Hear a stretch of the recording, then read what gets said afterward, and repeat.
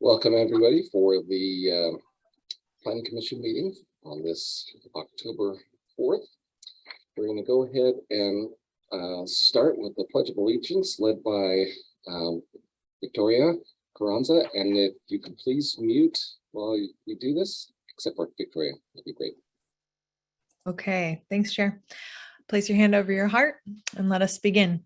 I pledge allegiance to the flag of the United States of America and to the republic for which it stands, one nation, under God, indivisible, with liberty and justice for all. Thank you. Can we have a roll call, please? Yes. Commissioner Anderson? Here. Commissioner Carranza? Present. Commissioner Heath? Here. Commissioner Hughes? Here. Commissioner Schmidt? I can see him, but I don't hear him. We'll come back to that. Vice Chairperson Keene? Here. Chairperson Vanden Eyck? Here. And Dennis, can you hear us? We might be having some technical difficulties. Yeah, so I can see that we're all here, so I'm going to say that we're all present, and hopefully Dennis will join us soon. Okay. Can I get a motion to approve the agenda, please? So moved. Second.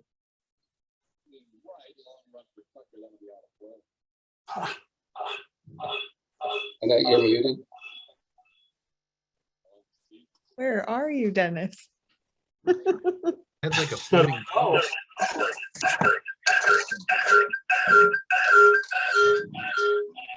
Dennis, do you have something playing in the Is that better? background? You might want to mute Dennis here. Something's echoing. I didn't hear who did the second on the approval of the agenda. I did. Okay. Randy. And who did the first? Jason. Oh, okay. Thank you, Jason. Okay, I will go ahead and call that. So Commissioner Anderson, Yes. Commissioner Hughes, Yes. Commissioner Carranza, Yes. Commissioner Heath, Yes. Commissioner Schmidt. Yes. We can hear you loud and clear. Oh, thank you. Vice Chairperson Keene Yes. and Chairperson Vanden Eyck. Yes. Motion passes 7-0. Okay. We'll go ahead and move into the public comment portion of the meeting, which is reserved for any individual that would like to speak to the Planning Commission on an issue that is not on the agenda that we might have jurisdiction. Anybody that would like to speak, you will have 3 minutes. And if you could please state your name for the record. And if you would like to speak on something that's not on the agenda, please raise your hand if you are on Zoom, or *9 if you are calling in on a phone.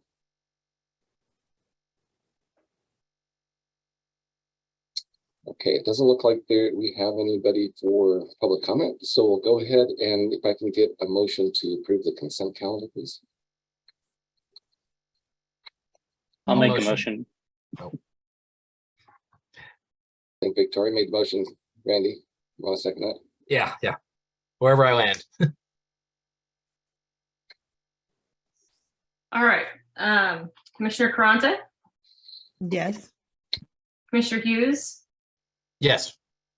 Commissioner Anderson, Yes. Commissioner Heath, Yes. Commissioner Schmidt, Yes. Vice Chairperson Keene, Yes. Chairperson Vanden Eyck. Yes. Motion passes 7-0. Thank you. We have no Planning Commission business or community development staff report, so we'll move into the public hearing portion of the meeting. After a staff report, the chair will open the public hearing and invite the applicant or the applicant's representative to make any comments. Members of the public will then be invited to provide additional testimony to the commission following the applicant. Speakers should state their name for the record and can address the commission for 3 minutes. After all public comments have been received, the public hearing will be closed and the commission will discuss the item and take appropriate actions. For our first item is a continuance of conditional use permit 10 875 Colorado Road. And if I can get disclosures of ex parte on this item.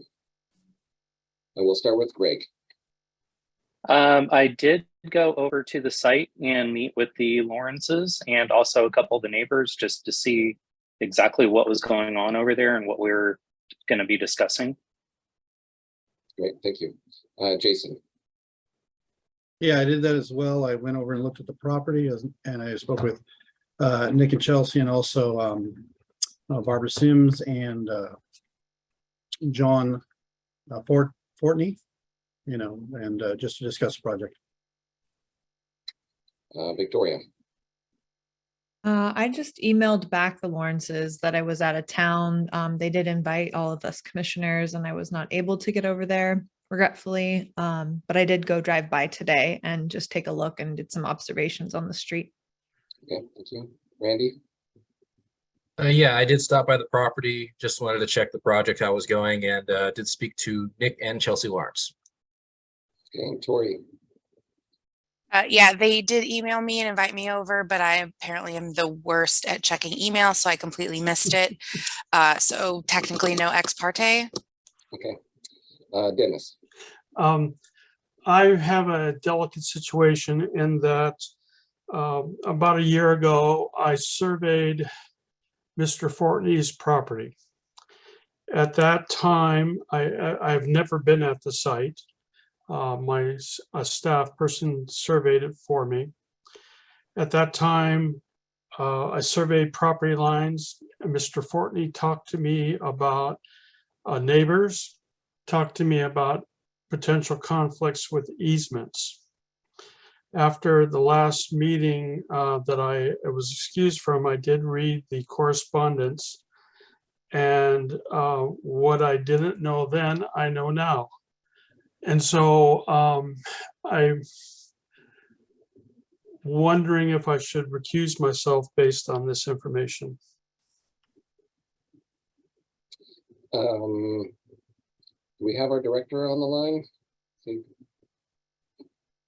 Phil, I think Phil's the phone number there. If you're on, you can unmute yourself with *6, just a reminder. Okay. Can you hear me now? Yep. Okay, good. All right, please repose that question. Sorry, Dennis. What was your comment? About a year ago, Mr. Fortney called me to survey his property. At the time, I have never been at the site. A staff person for me did the surveying work. Mr. Fortney spoke to me about neighbors and spoke to me about possible conflicts of utilities not being in easements. That is what I knew at that time, and that's what I knew up to last week when I read the correspondence from the previous meeting. At that meeting, from reading the correspondence, I realized what was going on at the issue. When I met Mr. Fortney a year ago, I knew nothing about the neighbors and the kennel. Are you currently work for him now, or are you planning to work for him in the near future? No, I did not work. I am not planning on working for him in the future. I have not. I just did the one task, which was locating property lines for him. Okay. I do not believe that there's a conflict unless you feel that there is. I mean, oftentimes there's a perceived conflict, and that alone is enough of an issue. I personally don't think I have a perceived conflict of any type, and I'm able to proceed without being biased against anything. Okay, that sounds good. I also went out to the site and I met with the applicant at the site and saw their setup and drove around the neighborhood, walked around the neighborhood. So, okay, why don't we go ahead and have our staff report, please? Okay, thank you.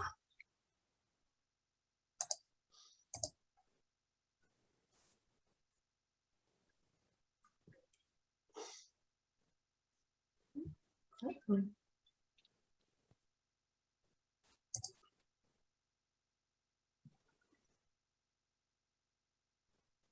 my screen being shared yet? I see nothing. It says Mariah has started screen sharing, but we can't see anything. Okay. I think it's just taking a second. Sorry.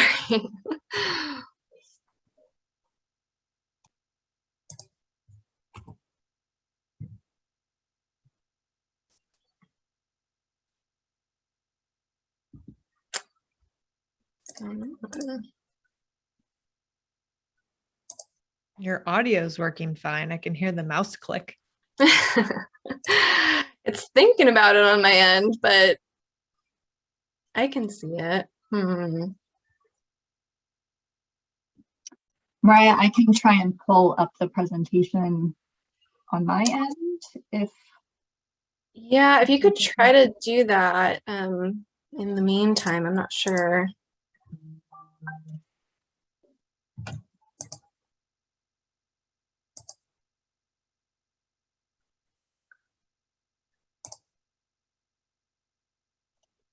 Remind me of the project number. This one is use 2022-0070. Oh, It's Looks on the like screen. you're up. okay. Are you seeing the large screen and everything look normal? Yes. Okay, perfect. Okay, thank you. So yes, this is a continuation of the project that we saw a few weeks ago at 10875 Colorado Road for a dog breeding / kennel facility. This is a conditional use permit, use 22-0070. So I'm going to go ahead and just go over the entire project again for the commissioners that were not in attendance and anyone else that may not have been in attendance at the last hearing. So the project's general plan designation is in the rural estate general plan designation. The zoning district is residential suburban and the lot size is just over 1 acre. So here we have an aerial image. You can see where the existing residence sits, and then there are kennels that have recently been built to the north of the residence. You can see that the residence is the front property, and then there are 2 flag lots that are behind the subject property. So to go over the background of the project, it was heard by the Planning Commission on September 20th of this year, just a few weeks ago.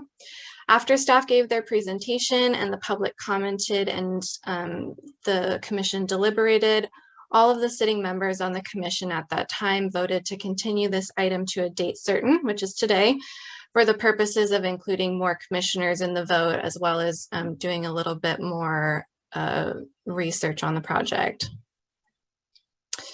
So to go into the background of the project itself, the applicants purchased this property in 2021 with an intent to breed their dogs on the property. They were issued a hobby breeder permit from SLO County Animal Services. Unfortunately, this was done without city approval. Typically, the county should be getting approval from the city, saying that it's okay for them to go ahead and issue a breeder license, but that step was missed. Therefore, the applicant was issued the hobby breeder license without the city's approval.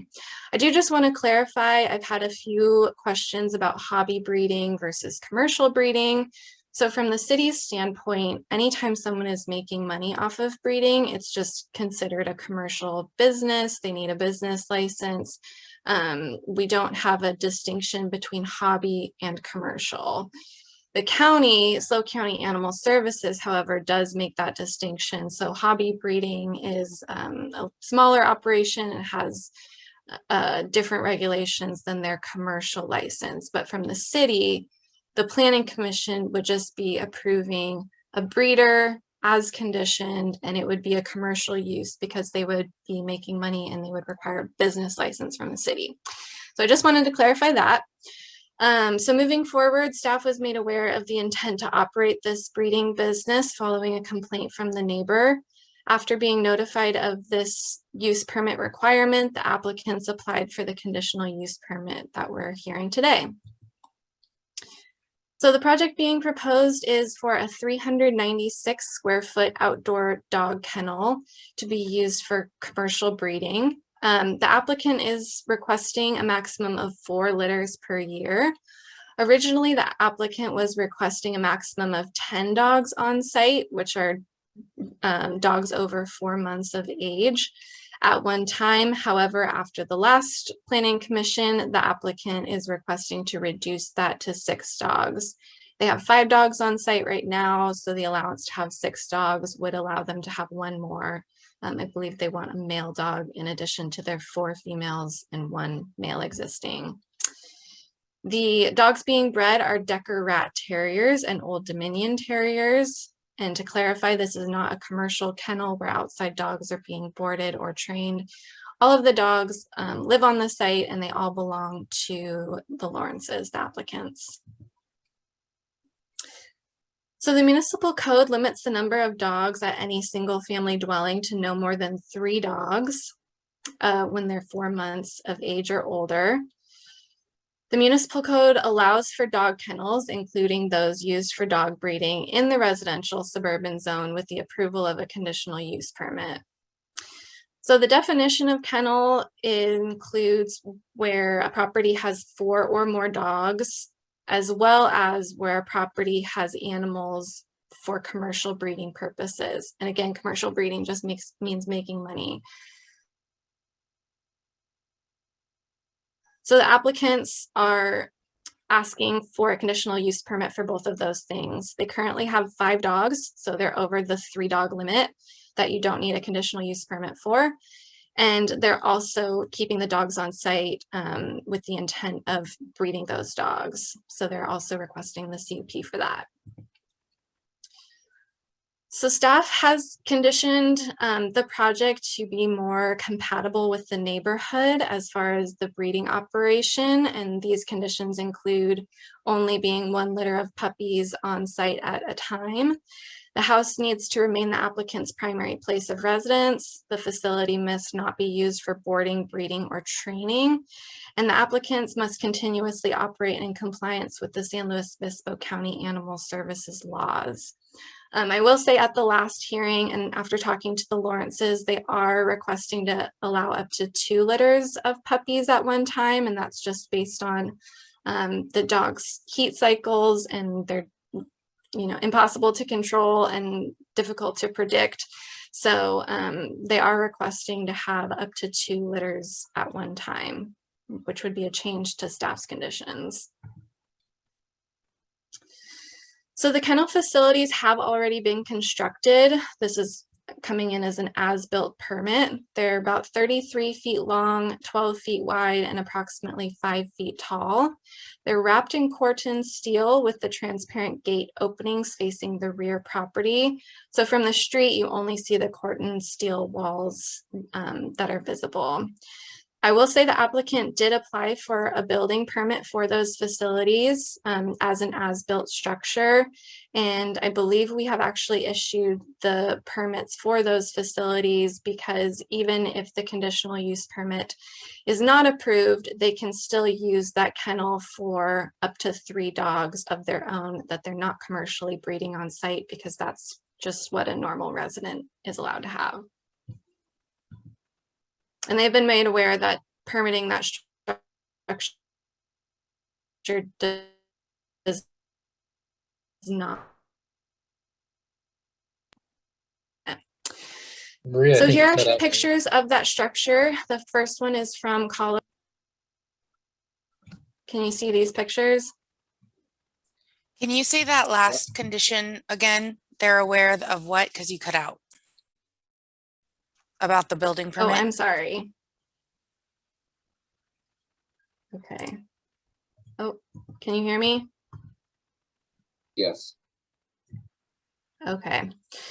I'm sorry. So they are aware that issuing the building permit does not approve a conditional use permit for the dog breed operation. Uh-oh.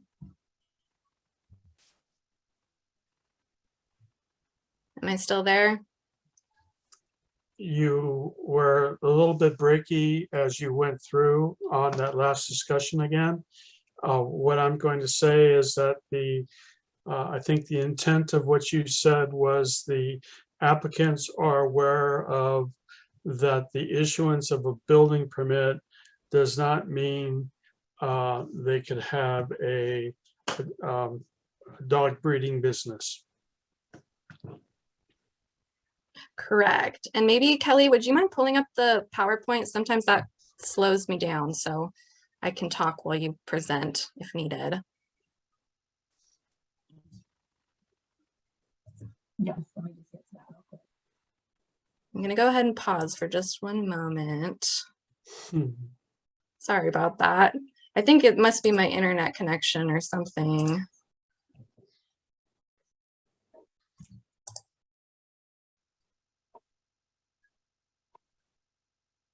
Are you able to pull that up, Kelly? Yes, let me see if I can share the screen.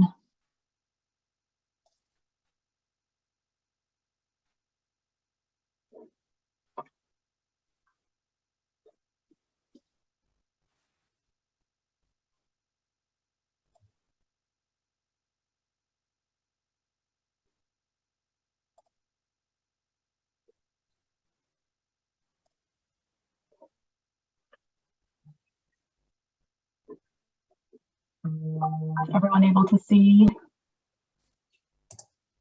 Yes, we see it. Okay. Is this about where we are? Mariah, are we a little further? Unfortunately, I can't see it for some reason, so that's not great. We were further. Okay. No, We were at the pictures of the kennels. Got it. There we are. Right there. Okay, I'm just gonna look at the presentation on my screen and assume you're on the same. Oh, there we go. Okay, I can see it. Sorry, everyone. Thank you for the patience. Okay, so these are the pictures of the kennel facilities. The top one there is from Colorado Road, so that's what you would see from the street. And then this bottom picture is the front of the kennels. This is facing the neighbor's property in the rear of them. But there has been a new fence that's recently been erected. And Kelly, can we go to the next one?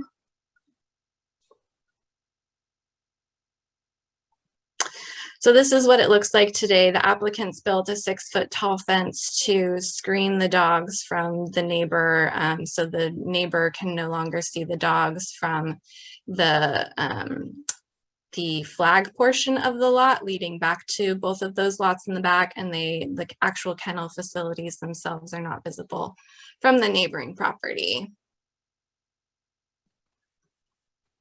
Next.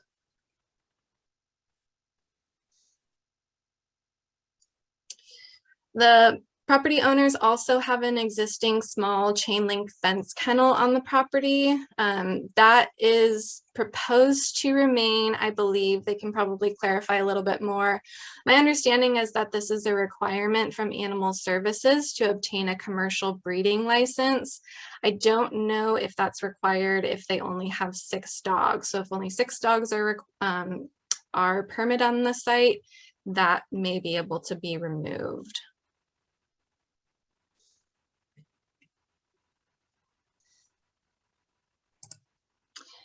So our code does specifically speak to kennel requirements. The first requirement is that the lot size be a minimum of 1 acre to even consider having a kennel on the property. A parcel map CO 76-522 indicates that the subject lot size is 1.06 acres. So that's the size that was recorded when the lot was created. The code also has required setbacks for kennel facilities. These are at least 50 feet in the front, 25 feet is required on the sides and the rear.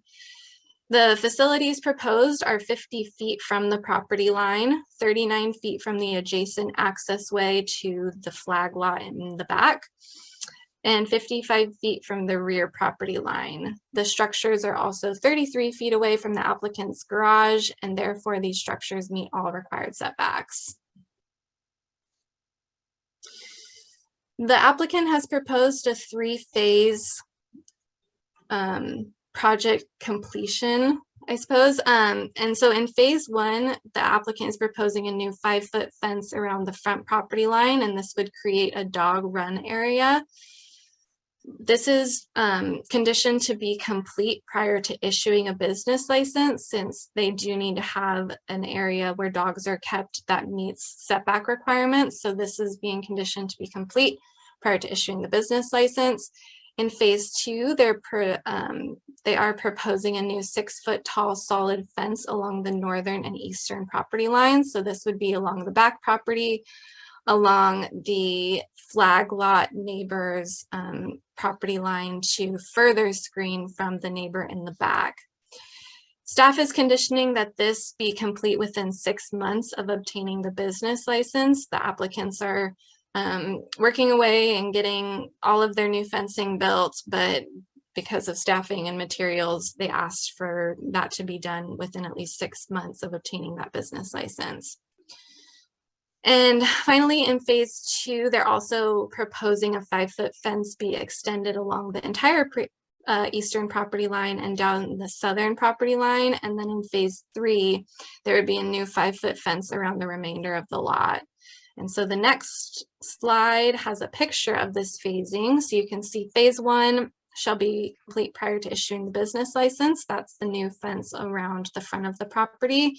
That's a pipe fence with a transparent finish on it to protect the dogs from getting out, but it won't be a solid fence right along the property line, which our code does allow for.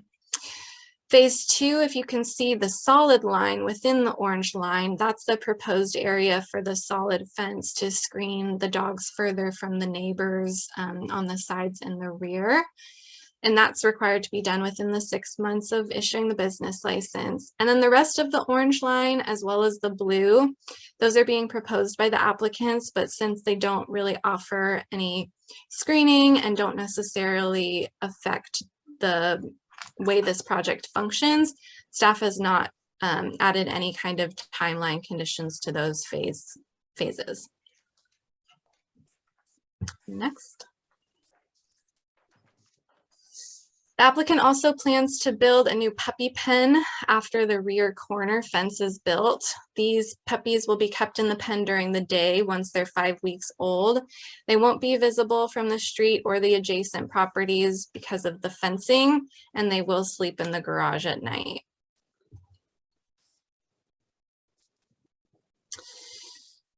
In addition to their plans for the puppies, adult dogs are kept in their kennels during the day and will be turned out to run in the large fenced area in front of the property. So that's what you saw in phase 1. The dogs currently sleep indoors at night.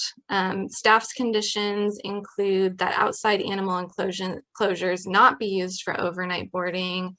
Dogs shall only be allowed outside between the hours of 7 a.m. and 9 p.m. daily, and dogs shall be contained in pens or runs and shall not be allowed to run free on the site outside of the fenced area. Another condition that we wanted to add, and this is based off of the this was not included in the original conditions of approval, but we wanted to add to be more compliant with the neighborhood. Instead of the Lawrence's 4 litters being bred per year, staff is recommending that 4 be dropped to 2 litters of puppies being allowed to be bred within a calendar year at one time. Or I'm sorry. No, we're still going. I apologize. I read that wrong. We're still, we haven't conditioned anything different with the Lawrence's 4 litters per year, but we've clarified that they cannot have more than 2 litters at one time.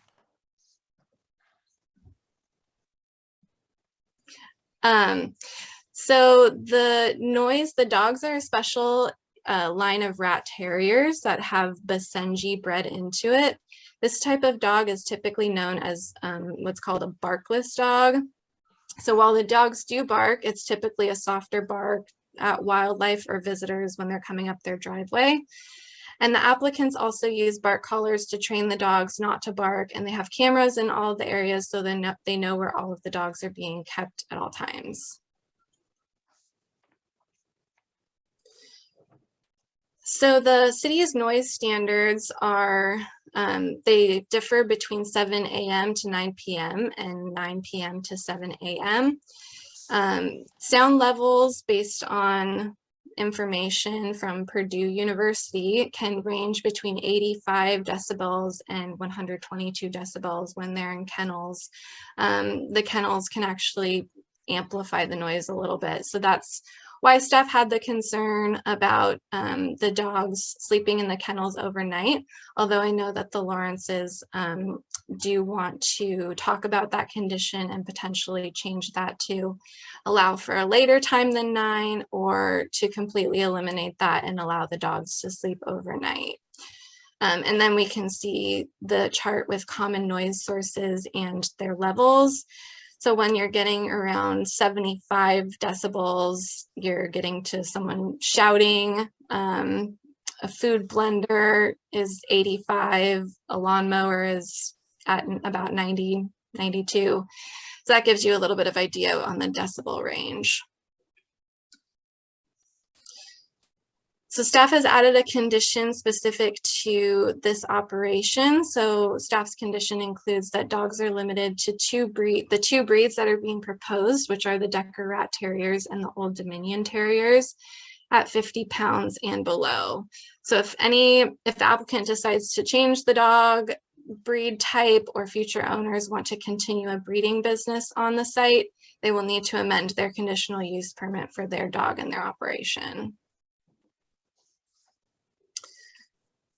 So findings must be made that the use is consistent with the general plan and the zoning ordinance. The character of the neighborhood is dominated by single-family residences in this situation. Breeding will introduce a new commercial use into the neighborhood. We do allow for commercial uses to some degree, as long as they fit within the home occupation requirements. The home occupation business license requires that the business is not creating excessive noise, smells, traffic, etc. And it requires that the home occupation not change the character of the neighborhood.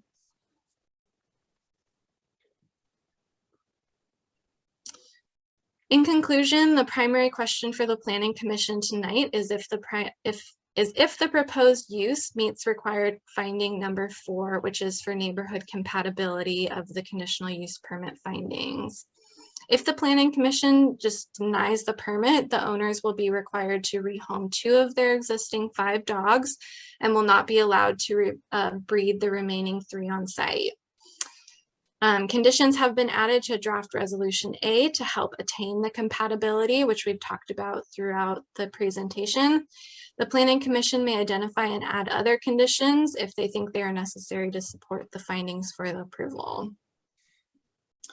Project qualifies for a Class 1 categorical exemption under CEQA for a minor expansion of an existing use. And I wanted to go over some of the changes to the conditions of approval, as well as ones that I wanted to highlight. So condition number 6 has been revised from allowing up to 10 dogs on site to up to 6 adult dogs on site. We also wanted to discuss there only being allowed to be 1 litter of puppies on site at one time. So this is the one that the Lawrences would request change because, like I had mentioned before, it's difficult to predict when puppies or when dogs can get pregnant, and so they'd like to request up to 2 litters be allowed on site at one time. Number 12 specifically says that dogs shall only be allowed outdoors when 1 or more of the property owners are present on the subject property. And I know that the Lawrences had talked about, when they go to dinner or something, and allowing dogs to be outside during those times. So I wanted to bring that up as a point to talk about. And then I think on the next slide, number 15 highlights that as well. The requirement or the condition states right now that dogs shall be allowed outside between the hours of 7 a.m. and 9 p.m. So that speaks to the same thing. And then to clarify, number 21, which I was kind of getting mixed up before, this is within a calendar year. So instead of allowing up to 4 litters per year, this would be just 2 litters per year, whether they're at the same time or at different times, but only 2 litters per calendar year. And I think that is it. Oh, required findings. So the findings are the standard findings for a conditional use permit. And then again, the one that I want to highlight is that the commission must find that the proposed use is consistent with the character and orderly development of the neighborhood. So staff's recommendation is to adopt draft resolution A, approving the conditional use permit for the dog breeding / kennel project, subject to findings and conditions of approval. Or the commission may adopt draft resolution B, denying a conditional use permit for the dog breeding / kennel project based on findings. The commission's alternatives are a little bit different than the standard for this one. The planning commission may adopt draft resolution A to approve the conditional use permit. Findings must be made to support the use permit, and conditions may be added to enhance the project's compatibility with the general plan and with the neighborhood. The second option is that the planning commission may adopt draft resolution B and deny the requested conditional use permit. The commission should clearly state which finding cannot be made for the record and the evidence supporting that finding. And finally, the planning commission may continue the project to a later hearing and request that staff and the applicant provide additional information. And the commission should clearly state what information is needed if this is chosen. And staff is available for questions. Great. Thank you, Mariah. Any questions of staff from the planning commission members? Tori? So what exactly are they applying for? Just the breeding permit or the kennel permit to allow other dogs in the kennel, or just their dogs in the kennel? So our kennel definition in the code, and maybe Kelly, if you can go back to that slide, the kennel definition includes a couple different things. To be defined as a kennel, or you can be defined as a kennel if you have 4 or more dogs on your site. So the Lawrences have 5, so they already have over the allowed number of dogs on site. Okay. They're also proposing breeding of those animals for commercial. They're selling the puppies. Okay. So therefore, they're defined as a kennel. I was reading it as they wanted to like board other people's dogs and also breed dogs. And so that, thank you for clarifying that for me. Jason? Yeah, I do. You know how, and I don't know if they're going to be on to discuss this further, or this is just for staff. Would there be a way for us to, if we did deny this permit, to give them a time limit to rehome those dogs, or is that like something that has to be done immediately? You know, because they do have 5 dogs right now. That's an interesting question. That's something that we would work with our legal team on. I don't think we're ready to answer that kind of a question tonight on rehoming the animals. And we would hope that we would certainly be able to give them ample time to be able to do that, given the circumstances. Yeah, okay. And then, are there any restrictions on dog owners if they have under the 4, if they just have 3 dogs? You know, are we restricting the number of litters they can have, or what times they can go outside? There's really pretty much no restriction on There's pets. not many restrictions on having 3 dogs, and if you just happen to have a litter of puppies and you give them away and don't actually profit and sell them, that's legal, and that's something that happens all the time. No, I've been around that. Okay, that's it. I'll wait for any other questions from the Victoria? applicant. Okay, so the question brought up about denial of the project, would wouldn't they be allowed to keep the 5 dogs so long as they weren't using them for profit? Or am I not reading that correctly? So anytime you have more than 3 animals, it does require a special permission to keep those additional. Or more than 3 of the same species? Doesn't matter basically? what species, any more than 3 dogs. So our municipal code allows you to have Well, I guess that's what I mean. 3 You could have 3 pet 2 dogs. 2 And dogs, 3 cats, you know, you just yeah, can't yeah. have more So than yeah, 3. different. I mean, you can have so many chickens, so many cows, pigs, horses. Yes, certainly. So Yeah. dogs is 3. Once you exceed that, you've got to say, okay, what's going on? Do we classify them as a kennel? Is there Sure. something Okay. else? In this Okay. particular case, it's been really challenging because animal control is really our purveyor for animals in the county, and they work for the city. They, the city pays them to do that service. And in this particular instance, they were issued a permit from the county thinking that everything was fine, when really they needed this conditional use permit to do the dog breeding. We call it a kennel, but it's not really, that's really a misnomer. It's not really a kennel. It's someone who's breeding dogs, and it Right. had a different definition for that. But yeah, I mean, three's the limit. And that's why we're here tonight. Okay, and then I guess my other question, which maybe this could be saved for the applicant, but in Mariah's presentation around the garage and there being a question about, well, can we keep them outside while we're out? Or can we keep them outside longer in the night because the kennel actually can echo the noise inside the garage? I'd want to really consider that. Mostly because I think even though, yes, the decibels could change to a higher degree if they're barking in a kennel indoors, they might not be barking at all as much if they don't hear flutters of birds and things in the grass and such outside. So I would not be a fan of allowing more outside time if they're not present or later in the night. So that's all for me. Dennis, I saw your hand. Go ahead, Dennis. Thank you.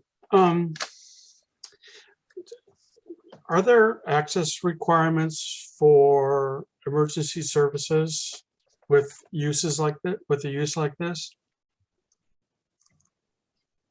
So I believe it would just be our standard fire access, and they can get to the structure from the driveway as well as I think even from the street, since it's only 50 feet back. So it meets our fire access standards. It had a kind of a U-shaped pattern around the house on the site plans that were shown. I'm wondering if access had to get onto that driveway, would it meet the requirements? I question that.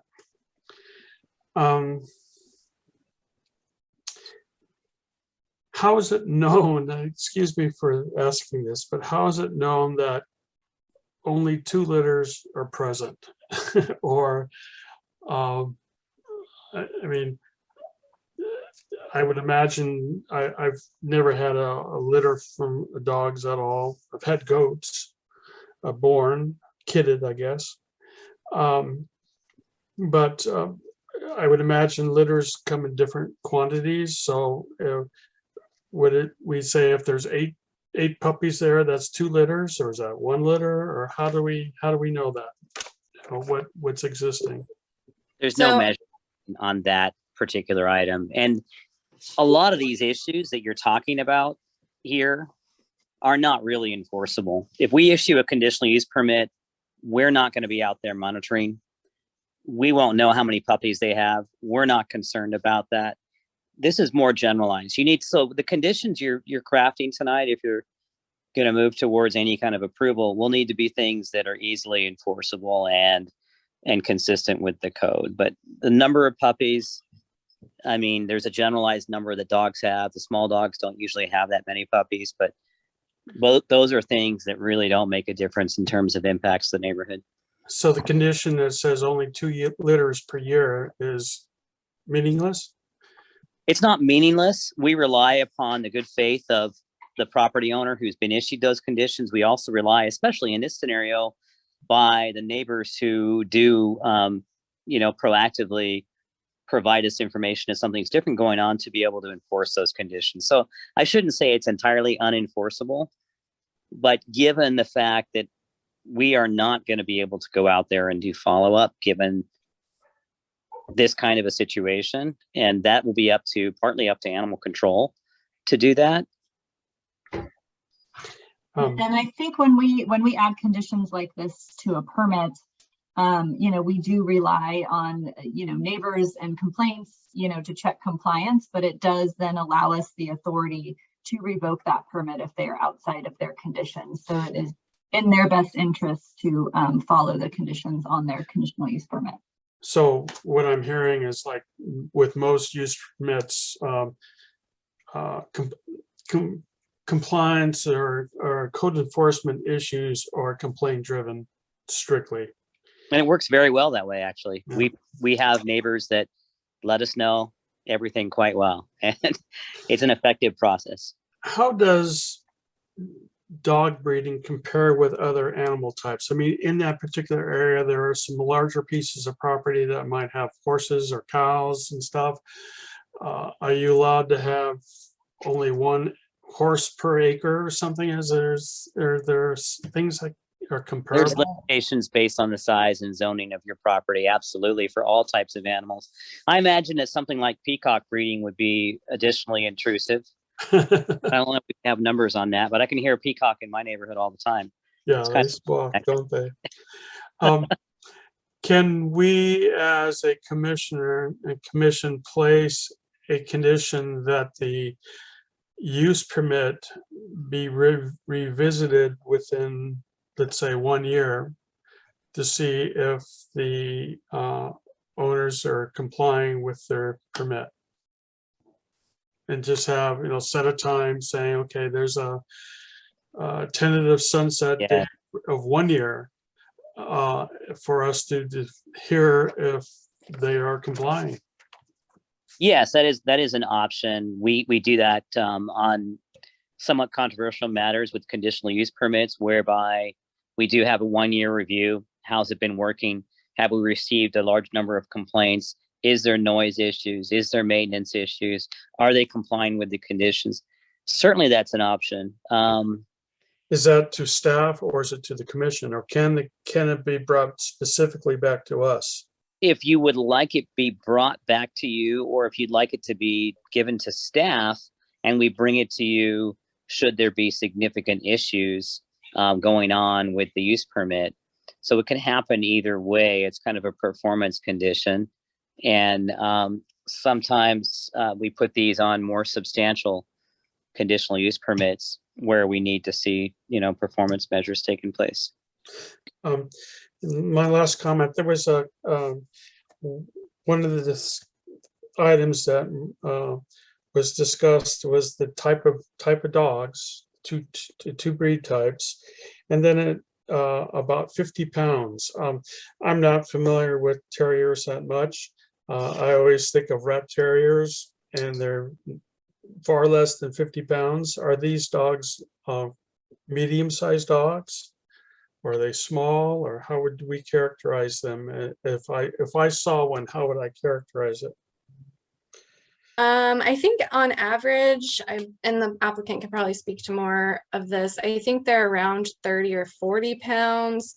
In speaking with the applicant, they said sometimes in a rare situation, they could get up to 50. So that's where that came from, but they're relatively small. And then the kennel areas that have been built, they are sufficient in size to,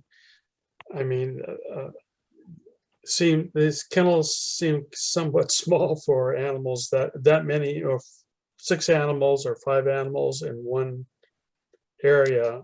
That's the size that have been given. Is there any concern about that?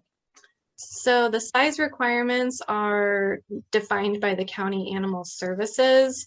And so they've been issued a hobby breeder permit by the county. So they're licensed to some extent, and the Lawrences can speak to it more, I believe. But at the last hearing, they'd mentioned the kennels are sized for possibly even more than they're proposing, but they're definitely sufficient. So the animal control offices, when they issue a breeder's permit, they are aware of what type of dog breed is being bred, or is it just that they give a license for breeding without that knowledge? I believe it's based on the size. Animal services is completely separate from the city, so we don't necessarily know all of their regulations. We're just more concerned about the use. Okay, but I just, whether there's disclosure that, I'm breeding poodles, small poodles, I'm breeding Rottweilers. Do I disclose that when I ask for a breeder's permit? I think that'd be a good question. Question, isn't one of the main conditions that they can't change their breeds on this? Correct. Yes. Okay. We will also say that before any permits are issued from the county, there is a portion in our code that they check in with the city to ensure that all of the city regulations have been met. So while that hasn't always happened in the past, that is generally the process, and we're working with the county on refining that process. So in theory, if they were to issue a breeder's license to a different property owner or breeder owner, it would need to come through the city first for compliance check. But that didn't occur based on what we know. Not this one, correct? Yes. Okay. Thank you. Mariah, I have a question for you. Oh, sorry, Randy, go ahead. You're good. You're good. Go ahead. Mariah, you had up the sound. You said that was it Berkeley that put up did a study on kennels and the sound. Was that specific to this breed? Because you said it could get up to 122 decibels, but I find that hard to believe with this particular breed. Correct. Yeah, so that was from Purdue University. It was in one of their studies, and it was not specifically based on this breed. It was just discussing kennels in general and how they can potentially amplify the noise. Yeah, because I could imagine a Rottweiler in a kennel being that loud, but these dogs were very quiet as far as I could see. Randy, why don't you go ahead? You actually asked one of the questions that I was just going to ask on that, because that was a particular trait to that animal. And I mean, I went by that area multiple times, different times during the day, wanted to see if the animals were active. I made sure when I stopped by that property to walk up from the roadway. I wanted to see, where's their bark limit at? Are they barking at people when they're walking by the street? I didn't have anything from on the street. Once I got about 15 feet within the kennel area, they started barking, but even that, it was really minimal. So I'd have a hard time believing necessarily that they would be getting that loud. But I was wondering, on the one with the sound assessment there, what's the overall curfew for that area? 9 o'clock, 10 o'clock? So from 9 to 7 a.m., those are the quiet hours. All right. And then so at 9, I mean, it's below that 85 decibel. Is that the general rating, or is that complete silence that they're wanting? Let me take a look. It's definitely lower. I think it's lower than 85. Okay.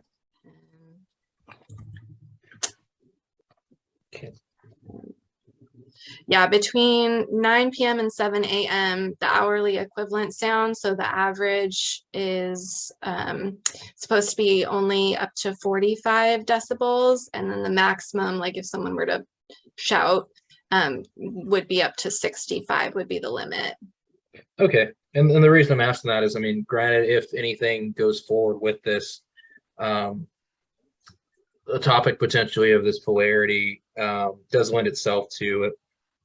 If there's any noise, we're going to get called on it. So I just want to, what's the actual public expectation for normal operation during that time? I did stop by, I did look at the kennels, and I mean, they do seem pretty sufficient for size with the animals they have there. I mean, the average weight, I would probably say, was about 20, 25 pounds, if that. I mean, they seem pretty small. I mean, I know there were other commissioners there. I was wondering on this, and this might be something for the city. I know that in the past we've had instances where we've done sound studies where people have put up fencing to help, shield sound and whatnot. And I know that they're doing a lot of perimeter fencing in this phase. Have we assessed whether that's going to alter the sound, dampen, or increase in any way? So there hasn't been any kind of formal study done. The idea is the fence, that 6-foot fence, would hopefully dampen the sound a little bit and right in front of those kennels, and then the one along the property line as well. But there haven't been any formal studies. Okay. Jason. All right, just one more question. This is going to be a new commercial use for this area. Where's the closest other commercial use property? And are there any other commercial use properties in this neighborhood or anything like that? So we do issue quite a few home occupation business licenses. Those are technically sort of commercial in a residential area. I don't know where the nearest one of those is. And then I think the nearest permitted kennel that we've done in the past is on Old Morrow, but I don't know of anything this scale on Colorado. Okay. And if you, other commercial properties would be something like, a home office or something like that, where somebody was like selling baskets of goods or something like that, but nothing like raising animals. Yeah, it's typically like a home office, or someone's making something in their garage, something like that. Okay. All right. Thank you. Dennis. That brings up an interesting question. Don't home offices or occupancy offices have parking requirements? In other words, there are only so many guests, if any, can come to a home office during the daytime. Is this type of use treated the same way? Yes. So, for example, we only allow one client vehicle at a time, so they couldn't have a bunch of people looking at the puppies at one time. But I think the biggest discussion topics for the home occupation and for the neighborhood compatibility are the impact to the neighborhood and potential, noise or smell or those kind of things. Randy. So I know that this is a continuation meeting. So is it already considered that the public discussion section is closed at this time? No, we're restarting the entire hearing. We did not close public comment entirely, so we will need to go back to the public again today. Okay. I just want to make sure that they all get the chance to kind of voice their opinions. And I know that like with certain things moving forward, it's different perspectives. So okay, I just want to make sure that I've got one thing correct here, that the curfew after 9 is solid across the board. So like if you're having a house party there, essentially at 9 o'clock, it's the same thing. That decibel limitation towards group gatherings, et cetera, applies all the way through that neighborhood.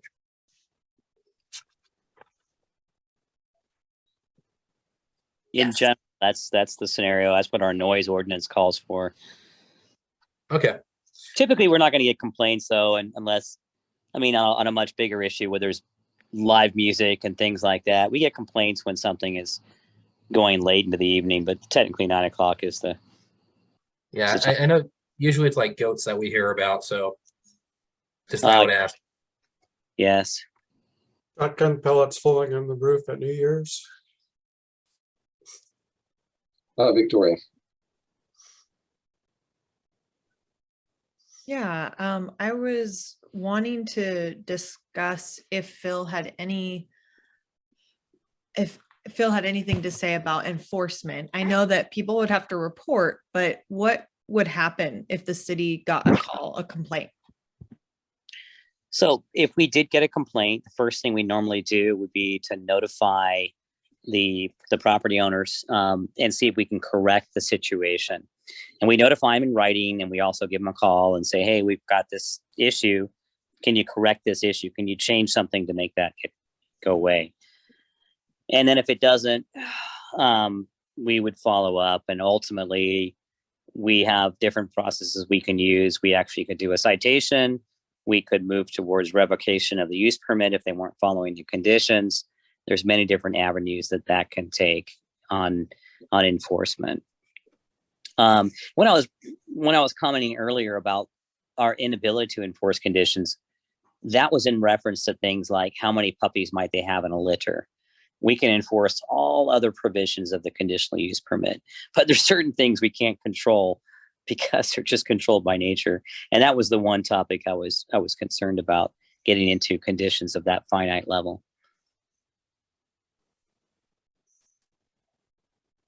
Tori. So I did read over some of the comments that we got, and there seems to be some neighbors that are very passionate about this issue. So if the permit is granted and they decide to file complaints, how does the city deal with that if they're unfounded, but they continually file them, but the Lawrences are following all the rules, but somebody keeps reporting them? Yeah, in that scenario, there's not much we can do if there's not really an issue. If the issue is you don't like your neighbor, or you don't like how your neighbor appears, or whatever else that might be, and it's not truly a violation of a condition that we've addressed or a violation of our municipal code, then we stop following up on that particular issue. And we typically would notify the person complaining that there's not been a violation. So just because someone complains doesn't mean something has to stop. They can complain, but those complaints would need to be limited to either a violation of our municipal code or a violation of the conditions we put on a conditional use permit. And those could range from, someone violating the noise ordinance or someone doing something different than what this use permit allows for. Yeah, the noise ordinance was sort of the one I was thinking about. Like if they make complaints, well, their dogs are out at 9:05 and their dogs are out at 9:15 and they're barking and they're loud. And I mean, there's no way to really confirm that because maybe it was a one-off time. So I was just curious about if someone just decides to use the city as funneling their complaints, if there was anything that they could do, but knowing that the city kind of figures out what the story is basically what I was after. We typically do. It's kind of interesting, the question you're asking, and I'm wondering, and I guess I'm going to ask this question to Mariah. I don't know. We've had complaints between these property owners, but I don't know that there's been complaints based on noise or barking or those issues. Do you recall, Mariah, was there anything on barking or anything yet? Because the animals are there now. And has there been an issue from the neighbors on that?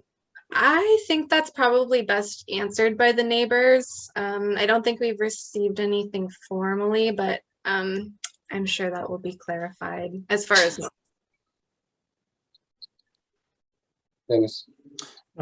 I'm sure with respect to the question that if I was the Lawrences, I'd have a pretty sound business plan that documents everything that occurs every day at all times in case someone makes complaints that are not valid. And if you have a record of some type to say, we brought our dogs in at 8:55 on this particular night or something, it could then preclude people from making complaints for no reason at all. So that, to me, that should be part of the business plan. Randy. I don't know if this was mentioned in the business plan, but I do remember last meeting that footage of the property was already brought up. I believe we may be able to ask the applicant on this, but from what I'm aware of, and at the last meeting, there was something discussed as far as that they would be having some surveillance to make sure, because I'm right where you are as far as on the enforceability one of noise complaints. Because if someone says, hey, your dog was barking at 9:33 and you look and they're already in the garage by like 8:55, it's kind of okay. Well, were we listening or not? So we might want to ask the applicant on that, but I think they did briefly mention it in the last meeting. Yeah, so I think that's a good opportunity to talk to Lawrences about their plan and as well as their surveillance or those things. Yeah, I think that's perfect. We haven't opened public comment yet, so this is just the time for staff questions for clarification. And then we can go into deliberations when we close public comment. So I want to make sure, I know it's a continued item. I want to make sure we open public comment before we have any deliberations or opinions shared. Of course. Mariah, the condition to require the dogs to come in at 9 p.m. is that, and they still have to comply with the city's noise ordinance. So what is the real purpose behind that? Because if they are, is this trying to be proactive to prevent the possibility of an infraction, or what is the purpose of having the dogs coming at 9? Yeah, so that's the idea. It's more of a preventative to add a little bit more buffering and to more comfort to the neighbors that there will be less noise if they're indoor after 9. But we are going off, we're making a decision based on no actual data, whether or not there's been barking after 9 or whether or not the neighbors have been disturbed by barking after 9 p.m. We're making a decision based on a perception. Correct. So it's just based off of our municipal code standards. Right, but people that have dogs in the neighborhood, if they had 3, they could leave them outside all night, and it wouldn't be a problem. But because of this, we're putting an additional condition without, just as a perception instead of actual any data to back it up. Correct. So yeah, since they're here for the use permit and they want over the normal amount of dogs, we've added this condition that aligns with our noise ordinance to prevent, hopefully, issues that could arise. But there is no actual data about the decibels of these dogs or how late they're barking. Like I said, right now they are sleeping inside as of when the Lawrence is applied, at least. So I don't know if they've ever slept outside. Okay. Randy, you have your hand up. Actually, you kind of nailed what I was wondering on that, the backbone of that, because I mean, if all of them were outside and they were under the 45, I'm having a hard time wrapping my mind around this, because if the neighbor's got a dog that barks at 120 decibels, like right next door, and it barks, everyone's just gonna point at them. So my thought was exactly where you're at, is like, okay, where's the almost I wouldn't say legal backbone, but what's the underlying root cause for this, like for the one? Because it seems like if they had under 3, they could sleep outside. I mean, every other neighbor has that ability. So because they're trying to work with the city, now they're getting this extra requirement, but their neighbors don't have to apply by it.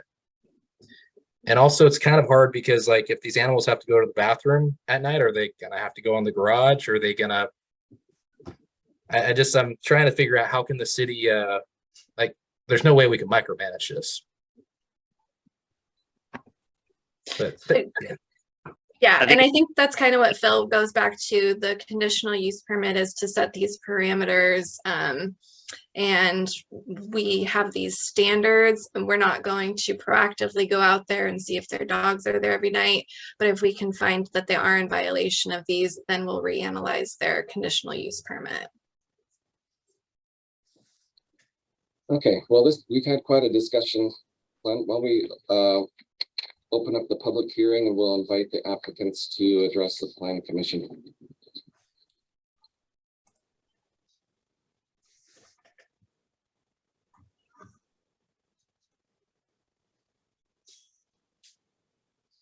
Hello, everyone. We want to thank you guys for your time. I mean, it's been over an hour, and we appreciate you guys being here tonight, especially after work. We also want to say thank you to everybody who came out to the site and got to see the property in person, meet the dogs. We appreciate that. To go over some of your guys' questions, I know that was one of the deals, is we were trying to let the dogs stay out a little bit later, to be given that chance, just like everybody else in the neighborhood. I mean, if our dogs aren't making any noise, then they should be okay to be outside. And then I don't want to listen to anybody's barking dogs. I'm not going to have mine keeping my neighbors up. So if we could be given that chance to try to let them stay out past 9 o'clock, because if we're out to dinner, like we said, Christmas, Thanksgiving, our neighbors are going to call at 9:01.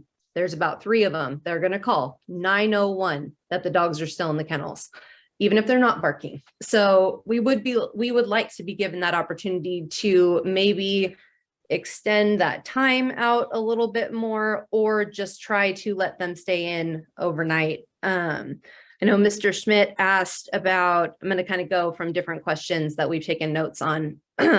Litters. Litter is defined by how many puppies one mother has. So if one mother has 6 to 8 puppies, those are her puppies. That is 1 litter. 2 litters would be, she has 6, this one has 7. That's where that changes there. Hopefully that answers that. And we were also unaware that the staff was trying to make a change from 2 litters a year, or from 4 litters a year to 2. I would like to keep that at 4 litters. I have 4 females. I purchase each one for a purpose. So to not get to use all of those females is a little hard to wrap my mind around. I know, Nick, you took some notes too. Just one the note was the dog staying overnight in the kennel. Currently, one dog is sorry.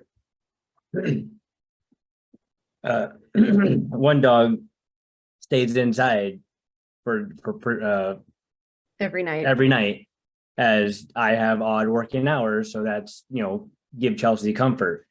So technically, right now, there'd only be 4 dogs sleeping outside in the kennel. So back to some of the other comments, if we have 3 dogs, the dogs are able to stay outside, permit or not.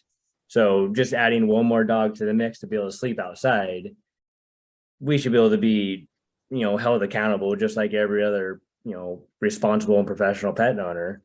If the dogs start making noise, we have cameras all over the kennels, all over the property. We would be aware and we would remedy the situation before the excessive noise started happening. And Mr. Schmidt, I noticed, or you had asked too, about how we're going to be aware. We do have cameras on the dogs in every location that the dogs are in. So we will know what is happening, when, where, if it's the dog's fault or somebody else's. I know Mariah went over a couple of the things as far as hobby breeder versus commercial. I want to let you guys know that too. We were going to be a hobby. That was the plan. And then there is something that Animal Services allows up to 6 dogs on a property. And I was going to try to get that permit as well. But one of my females was only 4 months old and she hadn't had her rabies shot yet. So I was in the process of getting that. And then this whole thing came up. So Animal Services told me, you don't need that multi-animal permit. We already assume you have over 4 dogs. And it was with the city of Atascadero as well with this conditional use permit. The only difference, because I know some of my neighbors are concerned with the word commercial kennel. Atascadero City considers hobby, breeder, and commercial the same thing. So the only difference is it's going to save me $500 a year in licensing fees. Each dog, if you have a hobby breeder's permit, you still pay a license for your unaltered dog. It is $85 per dog. So this is going to save me that. The commercial kennel waives that licensing fee, just so you know. Like everything else is the same. I have a cap on the dog, or on the amount of dogs. We're having a cap on the amount of litters. None of that is going to change based on if this passes or not. I know that was the concern. We did drop the number of dogs down. I know that my neighbors were concerned with 10. We dropped it down to 6. We also want to let you guys know, for those that haven't been out to the area, this is considered rural suburban according to the Atascadero zoning map. So I'm like, most of the lots down Colorado Road are at least 1 acre, if not larger. There are a handful that are about 1/2 acre, but a lot of them are at least 1 acre. We all have our own septic systems. We're not even on city sewage. just so you know, I'm like, this is more of a rural like setting. I think those are getting on some of my notes. Oh, Mr. Schmidt too, you asked whether or not who can monitor how many litters I'm having at a time, if I'm being truthful about how many litters I'm having at a time. I am the vice president of the Old Dominion Terrier Club of America. I keep track of all of this. If I am falsifying papers, anything like that, UKC, United Kennel Club, is going to come after me. I am keeping track of every puppy that goes with which mother it is. I'm not going to be lying to you guys, nor am I going to put my permit in jeopardy. You know, there was a complaint about how the dogs were going to fit in 4 kennels. And then I explained that. I'm like, it is 24 square feet required for the dog's size that we have. 24 square feet. My kennels, each one is 96 square feet. They're plenty big for the dogs that we have. You know, we're proud of our home, and we'd like the opportunity to show everyone this isn't going to be a nuisance. This is for the love of our dogs. It's for the continuation of this extraordinary breed that we love. And unless there's anything else you have to say, is there anything else? Our son would like to say something to you guys. We really appreciate your time. We really don't want 2 of our dogs to leave our home. And our dogs are our family. Me and my little brother love our dogs so much. Thanks, you guys. We appreciate it.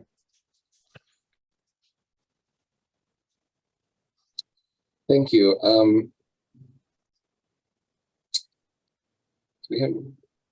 Can we ask questions of the applicant at this time, Bill? Or should we leave that to the end? Let's, well, if you've got very specific questions for the applicant, you can do that, unless actually that's entirely up to you as chair, or you can hear the rest of the public comments and then come back. Either way. Let's do that. Let's go ahead and open it up for public comment. Anybody that would like to speak on this issue, if you could please raise your hand if you are on Zoom, or if you're on the phone, if you would do *9, and Mariah will allow you to speak. And please state your name, and we'll limit your time to 3 minutes, please. Good evening, commissioners and city staff. My first name is Strafe. My husband and I are longtime residents on Colorado Road and live about halfway down the street. I am concerned about the establishment of a kennel breeding commercial entity in a residential neighborhood and the precedents that this sets. I am respectfully requesting that this project be denied. I submitted my concerns as part of the September 20th agenda public comment, and for the sake of brevity, I will not reread it, but reiterate some of my 5 main points. First, as you are aware, Colorado Road is a compact and short road, and as such, any variances to a regular residence greatly impacts our neighborhood. The proposed dog breeding project will most definitely impact our neighborhood between the noise factors and commercial activity. Second, if the applicant's contiguous neighbors felt compelled to complain about the noise of 5 dogs currently on the property, how will the issues be mitigated with potentially 6 adult dogs and potentially 4 litters of puppies, possibly simultaneously? Third, currently we have 2 short-term rentals on our street, which are also disruptive at times, especially when large groups are there and on weekends. As impacted neighbors, our only recourse is to contact the owners of the units to rectify the issues. The additional rental traffic, parking, and noise impacts of those of us living close to these units, it impacts us. Having a breeding kennel on our street will only further diminish the benefits of residential living on Colorado Road. And, frankly, requesting that neighbors file a complaint if or when the applicant is out of compliance is an onus to both the neighbors and your staff. Fourth, there is the unresolved issues of the applicant having 5 dogs illegally on the property and initially building a kennel structure without a permit, which the latter, I believe Ms. Gash addressed this evening. And finally, point 5, commercial for-profit enterprises are inconsistent with residential neighborhood character and don't belong in areas where residents live. So I know and respect the friends and neighbors who have written either in favor or against this proposed project. This project has already become quite contentious, and I fear if this project is approved, it will only become more disruptive to our wonderful neighborhood. In conclusion, I appreciate the Commission's time and effort to maintain the quality of life for the residents of Atascadero. I feel that this project does not meld well with our quiet residential character and respectfully request the Commission's denial of this project. Thank you for your consideration. Thank you.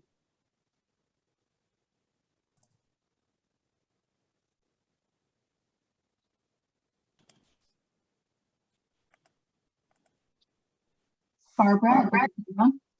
Hi, before I start, I'd like to say that I have neighbors that could not get on the Zoom meeting tonight. They're with me and they would like also their 3 minutes to speak after my 3 minutes. So with that said, I'll start on mine. I do not support a commercial breeding permit for 10875 Colorado.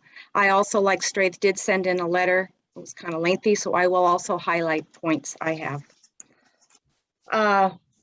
This will bring down my property values to have a commercial breeding facility one door down from me. Should I try to sell my house, that would be something I have to disclose. It would make it difficult to sell my house and also bring down my property values. That had not been addressed. It destroys the character of our neighborhood. This is a residential neighborhood. It should not have anything to do with a commercial breeding facility on this.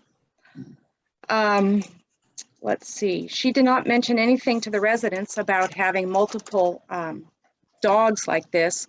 She submitted a hobby permit to all the neighbors and only outlined 3 dogs in her walk up the street and talk with residents.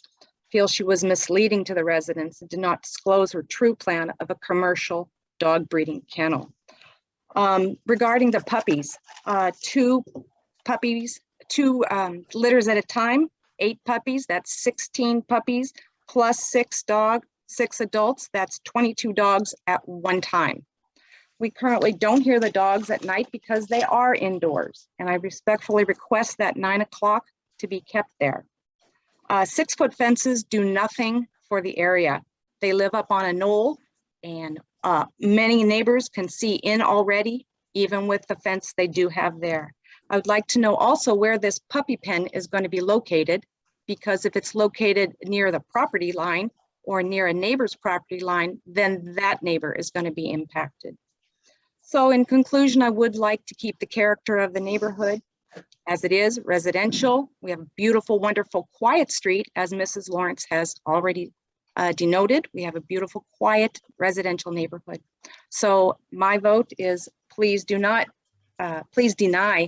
and do not approve this commercial residential, commercial dog breeding kennel in our neighborhood. I have another neighbor that would like to speak and have his 3 minutes now. Okay, go ahead. Panel board members, I'm sorry I didn't take the notes as well as these folks did, but I'm going back on memory. And I remember meeting the Lawrences, nice people. They told me they had a dream, and I had a dream too, to retire in a residential area. I asked them if they had a plan. They had a plan. They went to the zoning, to the county. But what I don't understand is, if you stood outside their property and you looked around the neighborhood, what makes you think their dream is going to make ours go away? The point is, it's going to be noisy. It's going to be too much. I can't even believe, I didn't do any research. It's only now to just write to you guys and ladies, because I didn't even begin to think this was going to go forward. This is a residential area. If you allow this, who's going to be the next person that's going to come up and say, geez, I want to open up a pig farm. I only want 5 pigs. Come on, guys, think about this. We're not asking for, we hate them attitude. This is just a stupid move in a residential area. Thank you. Can we get your name for the record, please? Larry Burrell.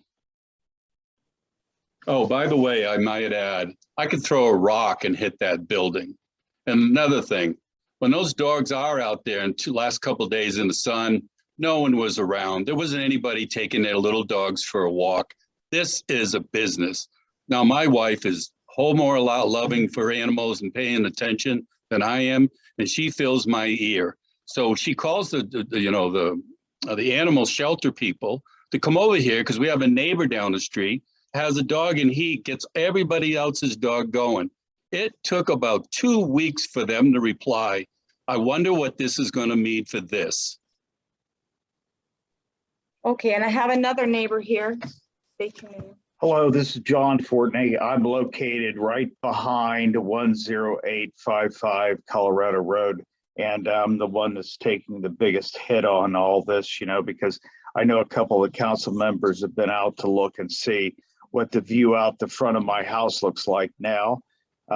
You know, I guess one of the things, and I couldn't possibly cover it all in 3 minutes, but when the real estate agent was helping them find a place to do their business and what they wanted to do, what made them think that it would work on 1 acre in a tight residential area, that I'm going to do a commercial dog kennel operation and not asking any of the neighbors and asking if it's okay. So now here we are.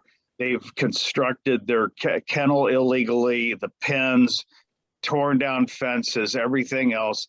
And now it's like, so they've done the preparation for everything for the kennel. And now they go, okay, is it okay now if we do that kennel? I'm the one I'm getting screwed on the deal, and I've lived there for 40 years. And how do they get to move in and in 1 year just continually make my life miserable? Now they're talking about additional pens. I know they're going to do that additional pen by my driveway in the corner. So they're backing everything up that they possibly can to my property line, including making the place look like either a salvage yard or a construction yard, and just to be imposing on me every way they possibly can. It's just unbelievable they could get away with doing that. Okay, there's one more neighbor here that would like to speak. Good evening. My name is Elaine Burrell.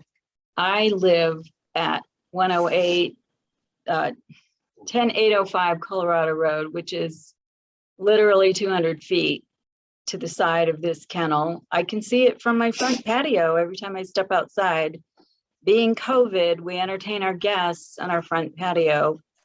Last February and March, there was a bunch of puppies in that yard, in that fenced-in area. We could no longer be out in our own yard.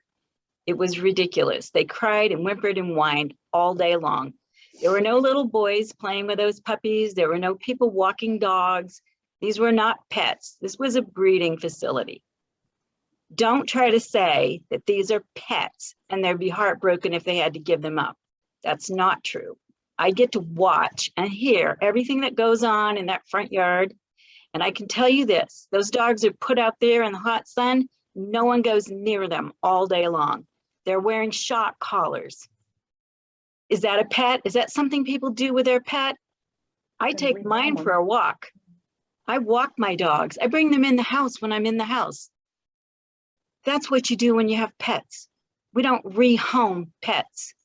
This is a business. Let's not kid ourselves. Thank you. Okay, that's all the neighbors I have. Thank you.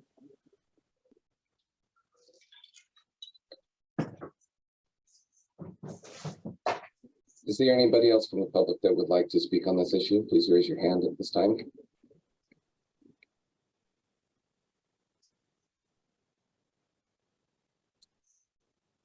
Okay. If not, we're going to go ahead and ask any questions of the applicant. Are there any questions of the applicant that commissioners have? Randy? All right, so on one of the previous statements, someone mentioned the pens are illegal. Do you guys have proper permitting? Have things actually been approved to the point to where they can be established as they are? And that would be for the applicant.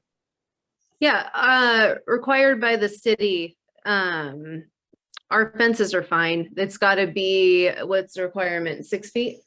Can't be taller than 6 feet. Yeah, no taller than 6 feet for the permit is the requirement.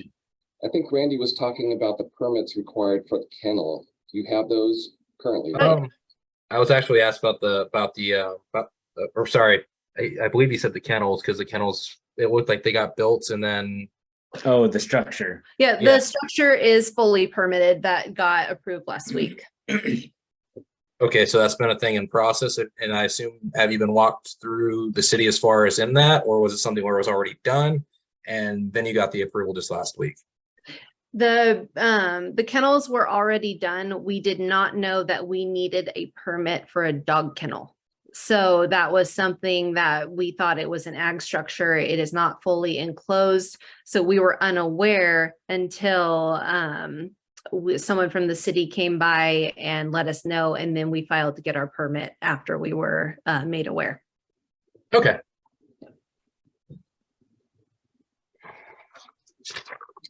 Tori. So this is for the applicant. It looked like the dog kennels actually face away from the road and toward your house. Is that how they're aligned? No, they face towards the what end of the property? The east property line. Towards the east part. That way it's blocked from the road. They're not watching everybody walk by. And then they're covered under an oak tree as well. And how long have you, so one of the neighbors said that there was a litter of puppies. Have you guys been breeding long? How long have you bred these dogs? We had one litter of puppies that was going to stay at my parents' house. And then my mom got sick and actually ended up in the hospital a couple months later. So I helped her. And so in a hurry, we got a kennel, put it up, and then the puppies would only bark from about, between 5 to 6 p.m. for about 5-10 minutes when I would get them because it was time for dinner. So, I mean, puppies make noise, and I did apologize to the neighbors for the quick setup that it was, but I have so many videos and pictures of my kids playing with those puppies. I'm like, this ends up being more of a neighbor dispute than it ends up being about what these actual dogs it is. I don't want to take up your time to go on to this, but a couple of the neighbors were concerned about where this puppy pen is going. It is not going anywhere near my neighbor's property. It's going to be in the back of our privacy fence that is in the backyard of our home. So it's not going anywhere near his property. And I apologize for not getting out to your home. I appreciate the invitation very much. Oh,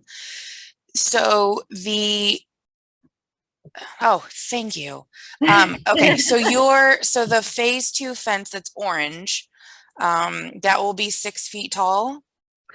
It is just on that solid line. Can you see that to the far left? Yeah. That's gonna go up the neighbor's driveway and then right before the property starts sloping down. Okay. Yeah, I can't really see the like the elevation on it. And one of them mentioned you live on top of a knoll.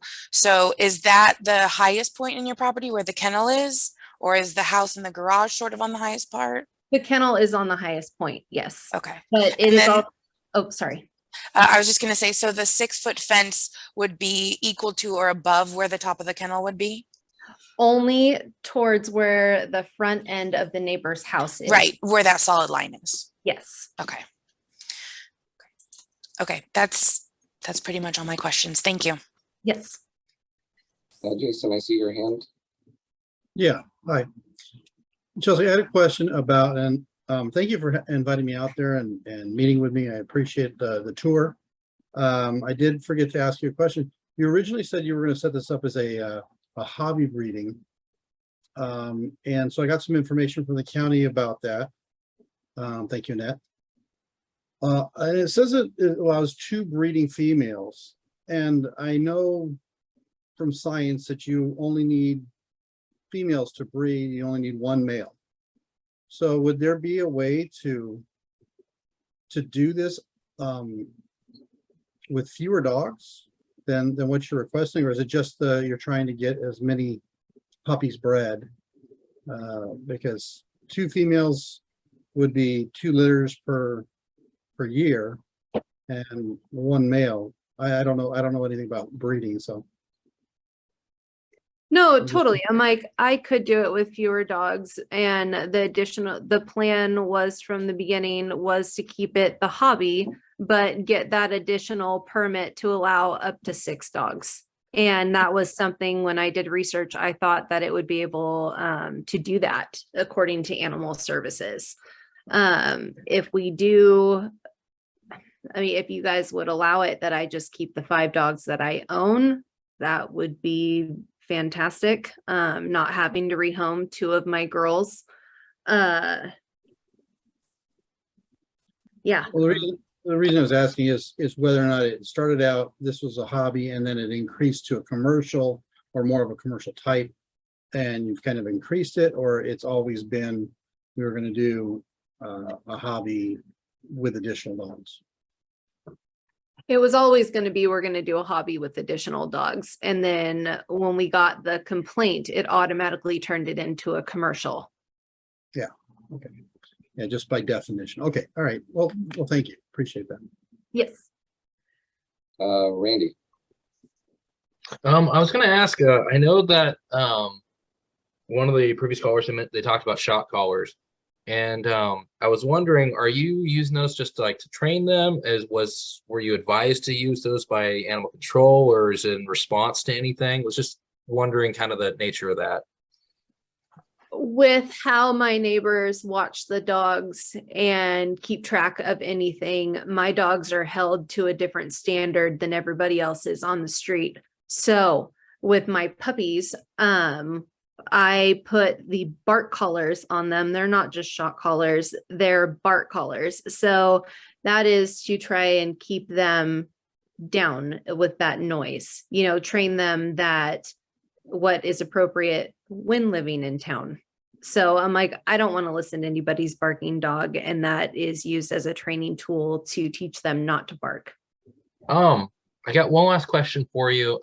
I know that it was mentioned that this is a barkless dog, and we've had a lot of subject matter where we're asking about how loud are these dogs? I mean, is there any information about how loud the average bark of one of your rat terriers is? I can't give any information on how loud they are versus the neighbor's chihuahuas. I mean, I feel like you're gonna hear a dog bark. It's a dog. It's to try to control them to not make any noise is near impossible. Understandable. Yeah. I knew it was if it was stated enough where it was, it's considered a barkless dog. I'm like, that's kind of an interesting attribute to highlight. So I was wondering if there were just any studies, and you being the president as far as your organization goes, was just wondering if there was some info there. No, totally. That just has to do with the Basenji in their background, where they're actually a sight hound. So they are more, one of the neighbors says that they watch the deer. I'm like, they do. I'm like, they're bred as a hunting dog. I'm like, so they don't, but they'll talk to you. Like if we're in the house with them, we're outside, it's more of a ruing noise than a bark. So that does keep them quieter than regular rat terriers with having that Basenji in their background. Okay. Dennis. Yeah, I'm enjoying the conversation. Thank you. I'll disclose that I have dogs. I want them to bark because I want to know if someone comes under my property. They've always done a good job. I'm not a person who believes in guns. They also have shot collars. I can say that shot collars work really well. A dog only considers at one time to go past the line, and after that they know the difference not to go there. So it's not like they're getting zapped all the time with the shot collars. This question to the applicant, please. And I'm extremely happy that of your qualifications that you spoke about, and I do acknowledge that because of your position and where you stand, that you do take care of your animals very well. On the other side of that coin, though, with all those credentials that you have, I'm concerned about what made you think that agricultural structure would be an exempt use, or you could build an agricultural use in a residential area. It seems to me that with your credentials and your positions, that this particular discussion that we are having now is not an unusual one that you hear about. So I'm concerned that you put the structures up without permits. I'm concerned that you didn't talk to the city first about getting a permit, have it comply with the city's rules. I mean, it seems to me the county maybe should have said, you have to do this first. So I'm just concerned about some of the activities, as the neighbors have talked, have kind of been backwards. I'm going to do this first, and then I'm going to come back and get an as-built permit. And that just doesn't sound appropriate for someone with your credentials. I'm confused by that. No, and I understand that. And that's one where when I did all the research, and I'm the reason why you can't just click on it and download an application off of Animal Services website anymore. And that's one where I thought, and now I'm like, it even still states on their website, anyone can get this permit, which is not true. And I wish I would have been told, hey, I see that you live in the city of Atascadero. The city of Atascadero requires this, this, and this. You need to go check their rules. That would have been nice to know. I thought that it says on there how many dogs you're allowed, all of that. So if you want more than 3 dogs, you get this permit. I'm like, it's all on the website. And so I thought that I was doing everything correctly. I did not know that the city had different rules because Animal Services says this, this, and this. And again, we do apologize that we did not get the permit ahead of time for the dog kennels. We thought dog kennels did not need a permit. We do have it now. We thought that it didn't need it for dog kennels. But your credentials, that's what's bothersome to me, is that you have this, you're the head of the group, you're the president.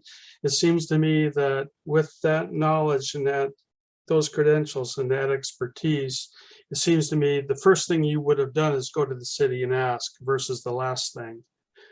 Because again, this is very common. Can I interrupt here for a second, Dennis? You weren't here for the last meeting, and we discussed this previously. In the city, there was some mistakes on the county's part. It was during COVID, and they did not.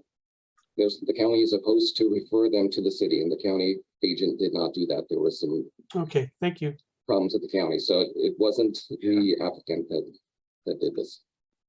And I would actually like to add on to that statement. The last meeting I had asked this, and Phil had clarified on it, that the city of Atascadero actually at that time was subbing out through the county. So even though they're supposed, like they should be going to the city, they're still hearing from the county, and the county in a way was operating kind of hand in hand on this. So there was a communication that broke down somewhere between the city and the county. And so they got put in the process ahead of where they normally would have been. So that's part of why they've been having to catch up, as some of it, unfortunately, is on municipals at this point.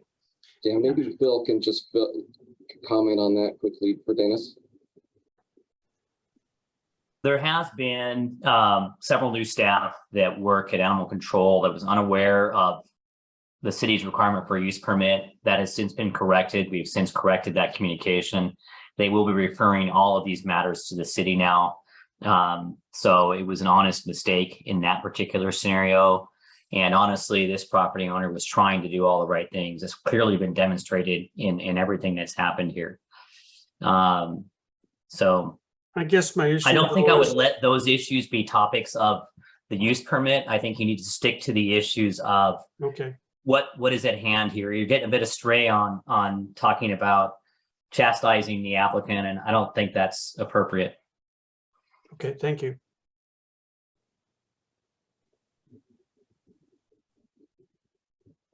Craig. Yes, hi. This question is for the applicant. I would like to take this opportunity to thank you for allowing me to come out and see the site. I'm concerned with the orange line fence. I'm not sure if 6 feet is tall enough given the terrain. It seems like it would require more of an 8-foot or a 12-foot in spots to sort of block the neighbor's view from looking into their operation and also for noise mitigation. Does the applicant have any thoughts on that? Well, Greg, before you go there, we might actually want to bring that back to staff because there are certain city regulations regarding fence height. Oh, okay. Phil, do you want to answer that? Sure. Yeah, fence height is something that is carefully regulated. We don't allow fences to be over 6 feet in height. When they actually extend over 7 feet in height, they require a construction permit. So we can require barriers for noise mitigation, but I would caution that because sometimes they create unintended consequences as well and can funnel noise to certain locations. So if we have a true noise issue, we would look at things like cinder block walls, things that are solid that actually absorb noise. It's not so much the height. And visibility isn't really, I don't know that that's an issue, or I don't know if this is a significant aesthetic issue that we have here. And if we have photographs, of what these look like, I think we can make that call. And you can use your discretion as to whether this is something that actually needs to be screened out, or is it something that isn't going to trigger a need for additional fencing. Yeah, I was just noticing when I was out at the site that there's a variation in elevation. It's kind of a wavy terrain and there are some dips in the terrain. So that's why I was asking the question. So I think the idea and the reason that staff specifically conditioned that fence in the corner be built is because that's primarily what's screening the kennel from both the driveway and from the residents in the back. That is the point where that fence is being, it's actually on the back of the property, but the point where the kennels are sits pretty even with the neighbor's house in the back. And then it starts to drop down as you go, I believe, toward the southern property line. So the fence will block the kennels, but it won't block the entire property because that would probably require at least a 10-foot fence. Randy. This question, I got two questions for staff. So at what point are we considering one of their dogs an adult? When they're 4 months of age or older. Okay. So essentially, if they're having 2 litters, 4 litters, no matter what they're having, if they're having approximately 6 to 8, as soon as they're born, there is a timeline on they have to be taken care of by 4 months. Otherwise, they're in violation of, what we're approving, correct? Correct. Okay. And if they were to fall out of being compliant in that, that would then put potential jeopardy of their business license and the whole conditional use permit, correct? Correct. Okay. Are there any additional questions for the applicant? I do actually. Okay. Just one last one, just the topic I just brought up. I know that a lot of these animals, because they're a very unique breed in this situation, do you have people previously, before dogs are born, like, are they contacting you, hey, I would like one of your puppies when they're born? And if so, like, how many people do you have on waiting list? Yes, on the planned litter, I had 10 people interested in females and 8 people interested in males. So Okay. I'm like, yeah, my dogs are well known, and yeah, I'm like, I always have a wait list. And that's also something where if I don't have any interest in a female, I won't breed her. I don't want lots of puppies running around. I'm like, that's not the intention here. Okay. And then lastly, I just wanted to say thank you for allowing me to go to your property to see, as far as all the works that are being performed. So I did appreciate that. Thank you for showing me the way out. So thank you for your time. Yeah, absolutely. Chelsea, I have a question for you regarding, you requested another dogs for a total of 6. One was a male. Currently, you keep your male inside the one you have, would the intention be to do the same with the other one, to keep that one inside the house? No, he'd be outside. Okay. Great. Any other questions for the applicant? Okay, if not, we're going to go ahead and close the public. We're going to close the hearing at this time and bring it back to the commissioners for any discussion or any additional questions of staff that we might have.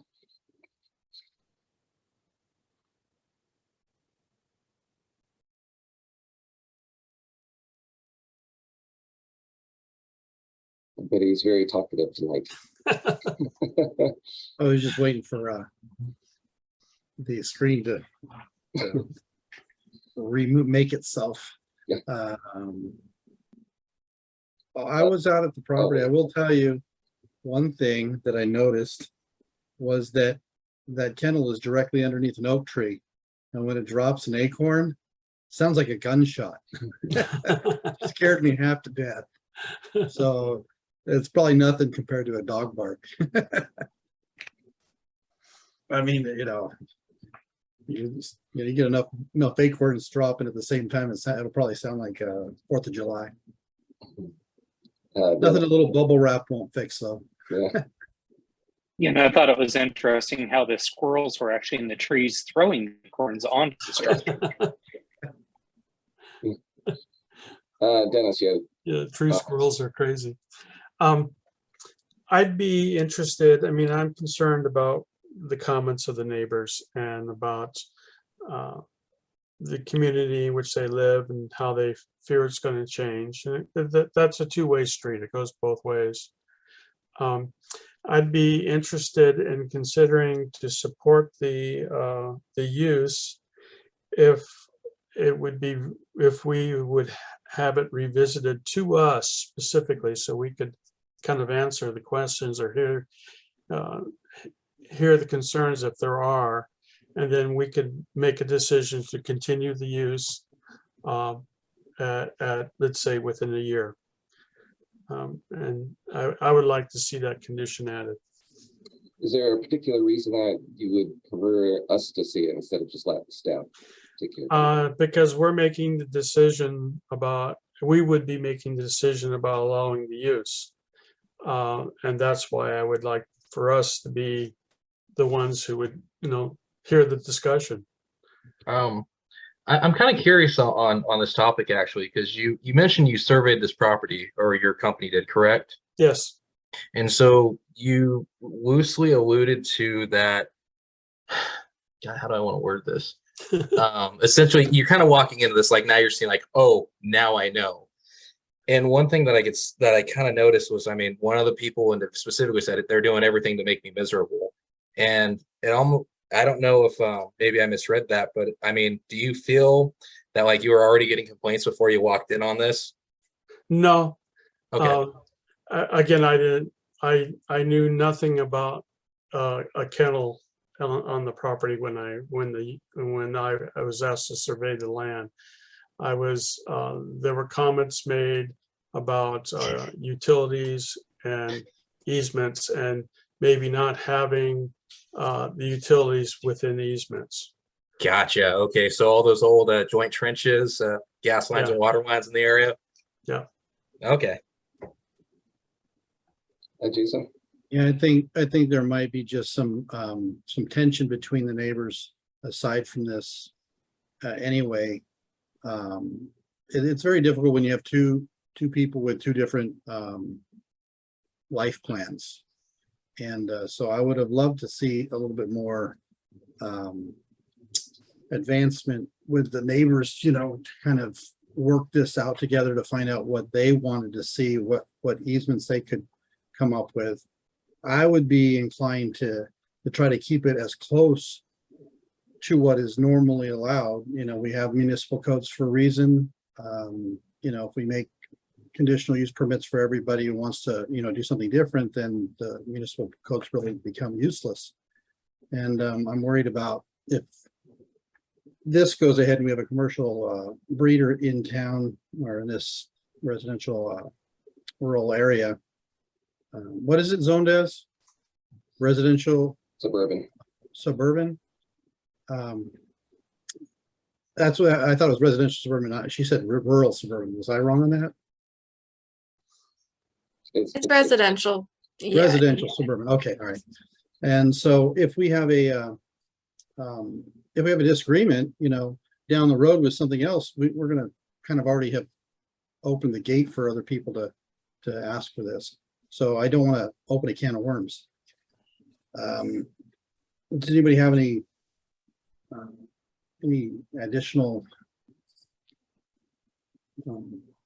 comments on that? Well, I do, because I mean, this is a question for the city, I guess. Is there a situation where someone who wants to breed dogs doesn't have to apply for this permit? I mean, not if they breed dogs for sale and they have more than 3. So I mean, that's exactly presumably why there are other dog breeders in Atascadero, yes? Oh, I'm sure there are. I'm sure there are. We don't actually go out looking and monitoring for that. I'm sure there's some out there that are unpermitted by the county, unpermitted by the city. There's other ones out there that are permitted by the city that may only have, you know, they only have 1 breeder. And so they don't actually technically have to get a use permit, but they have to come in to get a business license. So there's that kind of a thing. So there's all different levels, but the reason we're at the Planning Commission tonight is because she is asking for something different. It is something that is, you know, essentially up to the Conditional Use Permit Planning Commission level. It does require involving the neighborhood. It does, you know, require discretion to approve or deny. And it is a big consideration. This is a tough one. It really is. She tried to do it right. I mean, she went to the county first before she bred. Yeah, she got the permits she needed to do. Then she found out it was something different, and she's going through those steps. So it seems to me like she's trying to be a responsible business owner, a responsible pet owner, a responsible member of the community. And also, I think it feels like when people say commercial dog breeding business, it feels like they think she's going to be popping puppies out like, you know, like crazy. Like a puppy mill. And that's not, and I just different. don't get that. Someone is blinking hand up, but public comment is closed. But I just don't get the feeling that that's, I mean, she sounds like she's a responsible dog owner, and 2 litters at a time, 4 litters total for a year is not, you know, a puppy mill. It's not a puppy mill. So I understand that the neighbors are upset, but I feel like it's a bit of a situation where they think that there's going to be dogs all over the place. She's not going to be taking care of the animals. People are going to be coming in and out all the time looking at puppies. And I just don't think that's the reality of the situation.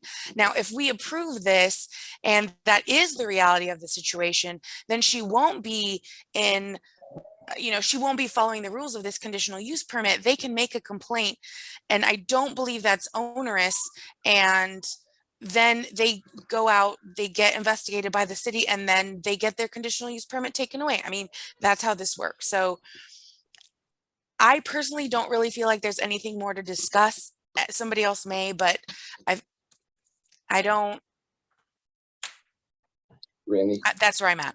I want to kind of tally off that, because you bring up a good point there as far as the preceding events. And where I'm at here is, if we do strike it down, what are we showing to the regular population? How many people are going to want to actually go through all the steps?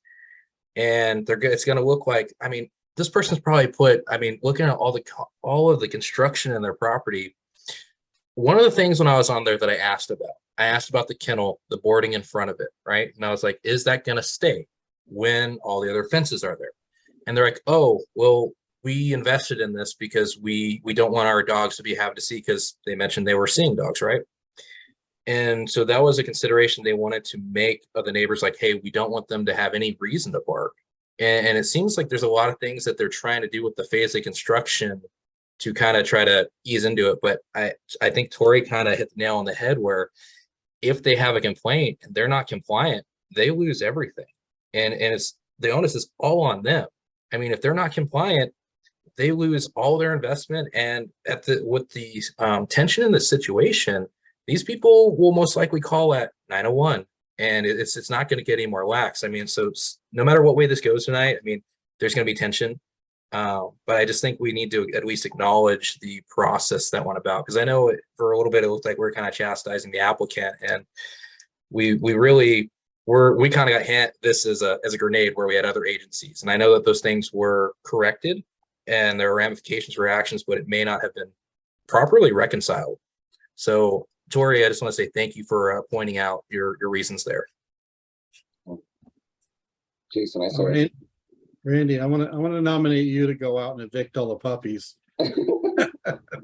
That's going to be a tough one. And that's the thing is, I do believe that taking a little extra time to have discussion is worthwhile, because when we go home at night, we're not going to have to worry about it. It's the applicant and the neighbors that are going to have to worry about it. So we have to make this decision a good one. And so I do see a little bit of biasing when talking to the neighbors about how big the business was going to be. They kind of probably downplayed it a little bit. It's human nature to kind of do that. And I see her very passionate about this. She wants to breed it. It's a business. You want to make as much money as you can and breed as many puppies as you can. And my main concern is the property is very small for this operation. If Tori, if you went out there and looked at it, you would see how close the kennel is to the front of John's property. And, even with fencing, noise and smell issues can arise. And I don't really want to put the city in this position where they have to go out there and enforce this, because it's a difficult thing to do, especially when you have puppies and kids. I can just see a kid, don't take my puppies, but I do feel that they're doing everything they can to mitigate this. I just wish we weren't in this situation. That there was a more rural property that was available when she chose to buy. So if we do approve this, because realistically it doesn't have to be approved tonight. I would like to, but if it doesn't have to be approved, we could put additional restrictions on. Staff would then have to go over it again. If the staff is happy with the restrictions that are on here and they think that the applicant's going to continue to uphold those restrictions, then we'll put it on the applicant to comply. But again, Randy, you're the one who's going to have to go out there and evict these little puppies. I don't want any part of that. In the situation though, let's just say we have them get rid of the other two and they're stuck with 3 dogs. Do you think that the complaints are really going to stop necessarily? I honestly, I really can't comment on more than what I saw, but I believe that there's a little bit more going on than just the kennel. I think it's the neighbors need to, have a cup of wine together or something like that, and kind of learn to live together a little bit more in harmony. So that is my advice on that area. Yeah. You were talking about they would call it like 901. I mean, we live out in the country now. We live on 3 acres now, and I can still hear my neighbor's dog barking. Like right this instant, I can still hear it. When we lived closer in the city, we had a black lab that lived up behind us who would bark nonstop. I mean, living with other people is living with dogs. To think that any dog is going to be quiet it just seems kind of useless. So I think that the dogs have to be in at 9 o'clock is overly micromanaging, like Randy said. I think that if they're violating the noise ordinance and the dogs are, above the noise ordinance at 9:30, 10 o'clock, just like anybody else's dogs, then I think that is worth a call in. But again, Randy, I didn't see the property, so I'm just going on your comments and the breeder's comments, the applicant's comments. But if they're putting in the investment to do this kind of stuff, then I think we need to treat them like dog owners and give them a chance to break the rules just like every other dog owner. They've got bark colors on them. They've got these things on the kennels. I understand it's close to the owner's property, but I feel like if we put restrictions on them that their dogs have to be in at 9 o'clock, I couldn't even do that with my dogs. I mean, I don't know. I don't want this to be overly restrictive to them. I mean, this is their property.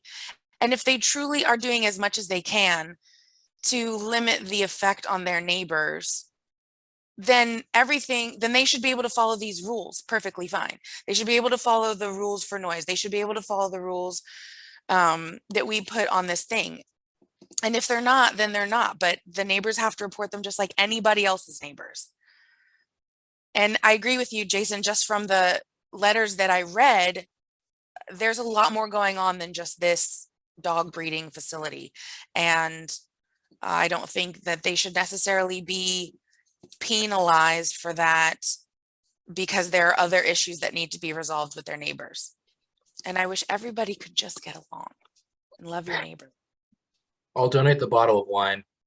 Yes, let's do that. And cookies. We'll get them cookies. Brown Butter Cookie Company's coming in, right? Oh, you had to mention that. See, cookies make everything better. So I'm prepared to make a motion if there's no further comment. So let me know if there's further comment. Go ahead, Tori. Okay. I have to find my thingy here. It doesn't need to be unanimous. Just majority? Simple majority? Okay. Okay. So I move that we pass resolution A, draft resolution A, approving a conditional use permit to establish a dog breeding and kennel facility located at 10875 Colorado Road. I would like to change it to 2 litters of puppies on the premises at one time with no more than 4 litters in a calendar year. And the dogs need to be in at 9 a.m. They just need to follow the noise ordinances of the city. I'll second that. Okay, we have a first and a second. Can I a roll call, please? I just wanted to clarify for the record, you said 9 a.m., Tori. I wanted to make sure. Sorry, that 9 p.m. For the record, thank you. Thank you. I was just going to do that. Kelly, can you just go to the conditions real quick to make sure that we hit all the ones? Thank you. Okay. And maybe before that. Okay. And then did you want to change the condition that the owners have to be present on site? I'm assuming. Yes, take that out.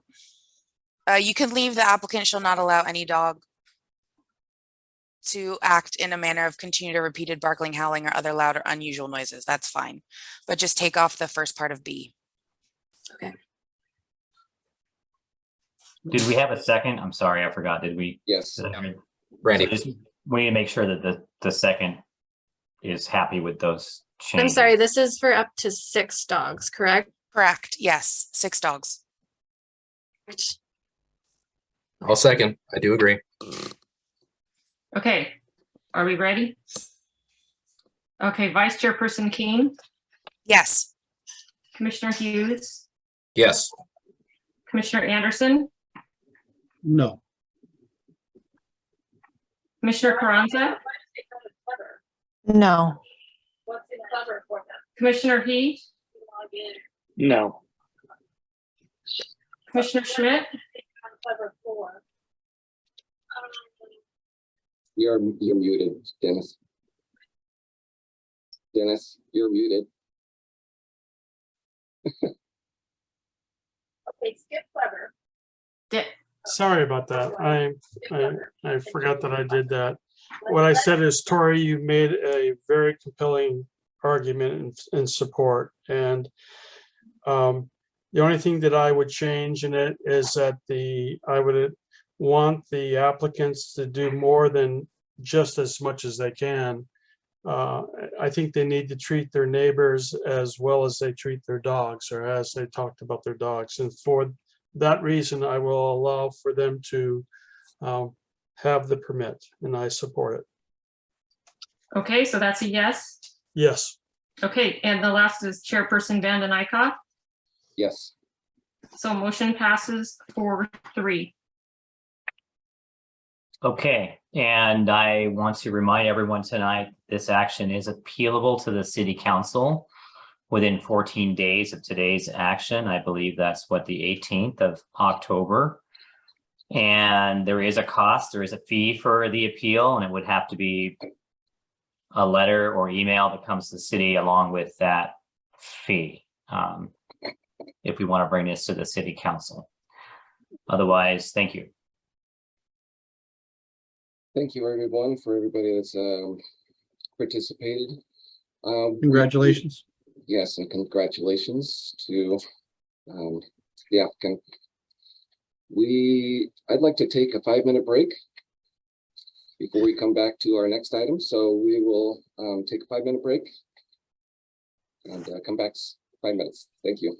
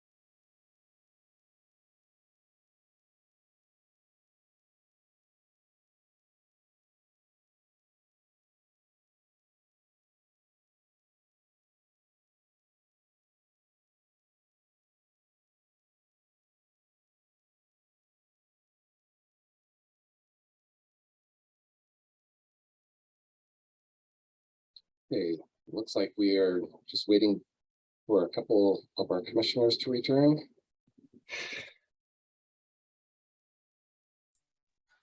I'm here, but the host turned off my video. Apparently she didn't like the view of my curtains. Oh no. I'm here, coming back in the video. Okay, great. All right, well, we are going to now move on to item number 4, the amendment to building envelope at 9015 and 9020 Bosque Court. Do we have any ex parte on this item? We'll start with Randy. No ex parte.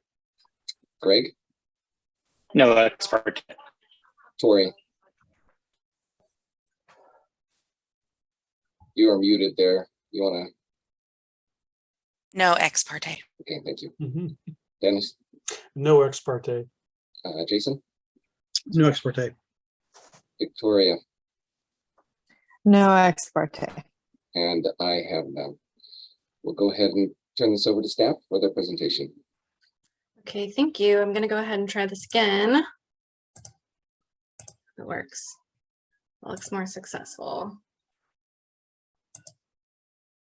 Can you all see it? Are you able- Yes, Okay. we can see it. Perfect. Yes, so this project is for revised building envelopes at Bosque Court. This project is for an amendment to PC Resolutions 2016-0015 and 2016-0016. The project is located in the residential single-family Y zoning district. So the minimum lot size in the residential single-family Y zoning district is 1 gross acre, and it's surrounded by RSFY with a little bit of RS across it from Atascadero Avenue. The project began in 2016. The Planning Commission approved a tentative vesting tract map number 3085. This subdivided 2 lots into 6 1-acre lots approximately. This tentative map expired in 2018, but was reconsidered and approved by the Planning Commission in 2020. So part of the approval process was to create building envelopes that were placed on each lot to determine environmental impacts, and most notably to quantify and reduce the number of native trees that may be required to be removed during construction.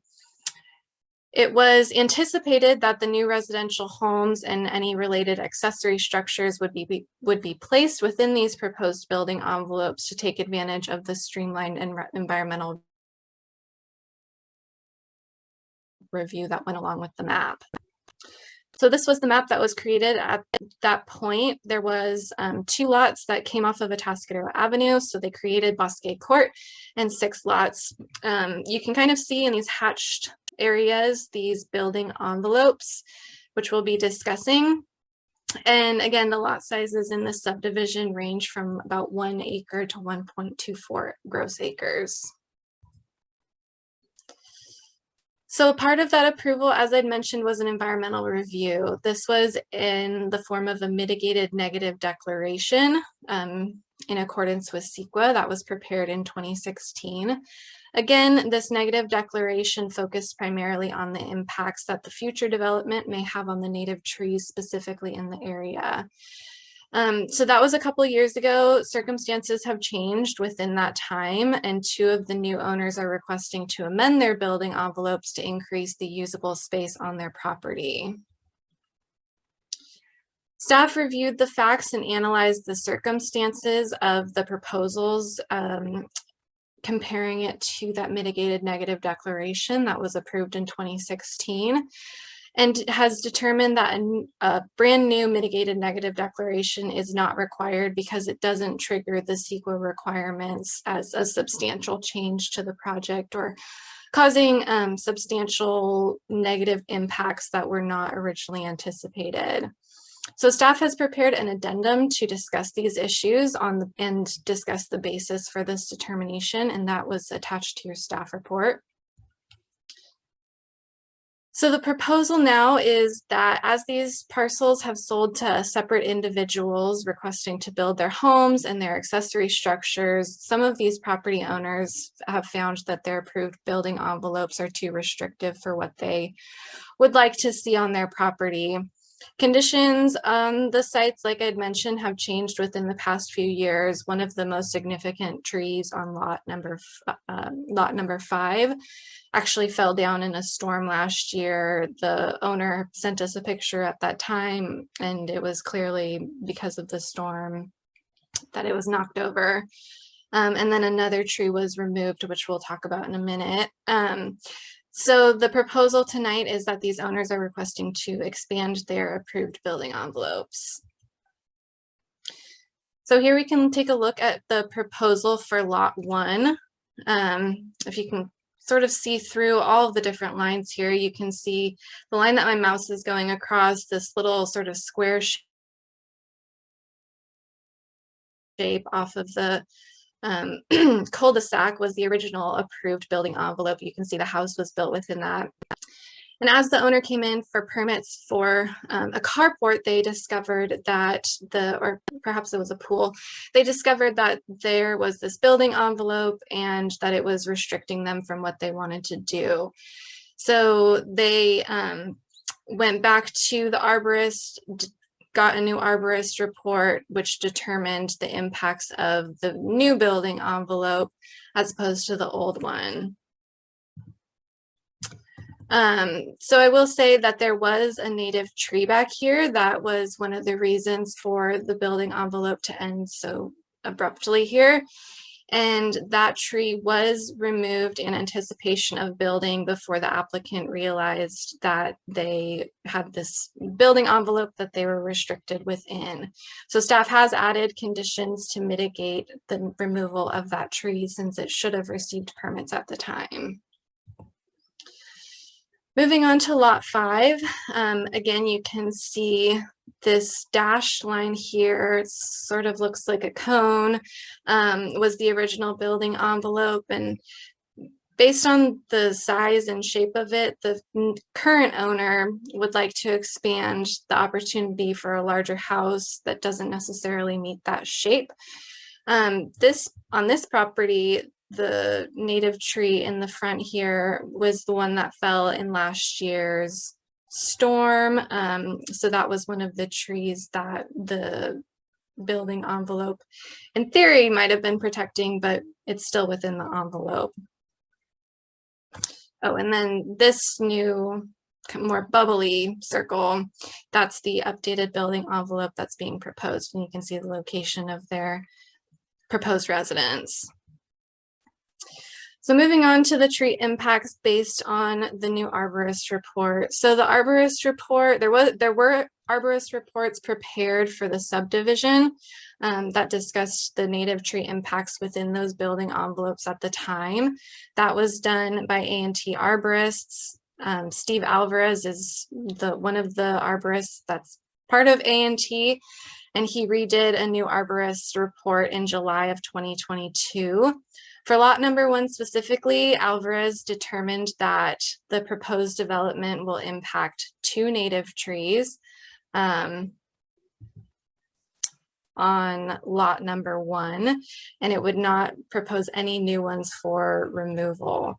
So most of the trees, if you look at an aerial, if you go out to the site, are within this area that's sort of been bulbed out here. So the building envelope, while it takes up most of the site, it does avoid the areas. You can see the circles here indicate trees with more trees. This tree was removed within the last year or so. And then this tree in the back will have to be protected in with their permit for their carport. And then if they want to build an accessory dwelling unit in the future, they will need to protect this native tree in the back here as well. And that's the approximate location of the tree that was removed.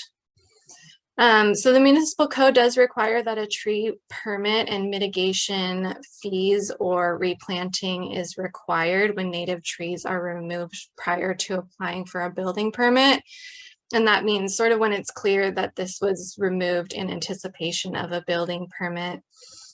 Therefore, upon recordation of the updated building envelopes, the owner will need to work with the arborist to determine what the size of that tree that was removed was compared to the old arborist report and the new arborist report, and either pay the mitigation fees for that tree that was removed or mitigate by replanting native trees on site, or a combination of both, which is what our native tree ordinance allows.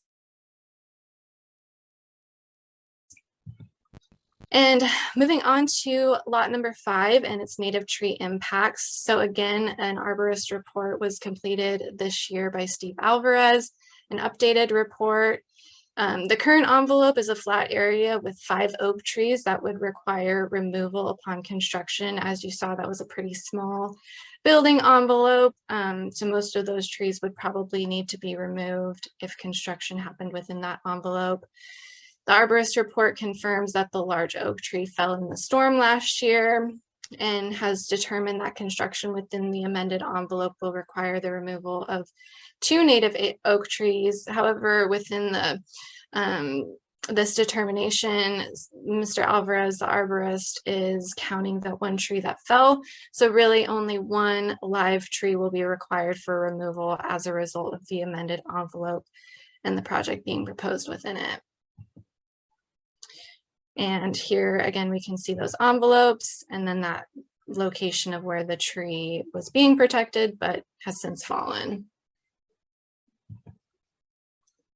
So staff's determination, as I described earlier, the city of Atascadero prepared a mitigated negative declaration for the 6-lot subdivision in 2016. The Planning Commission certified this mitigated negative declaration that year in 2016. After reviewing the facts and analyzing the circumstances, staff has determined that a new mitigated negative declaration is not required because it doesn't trigger significant changes under the CEQA guidelines.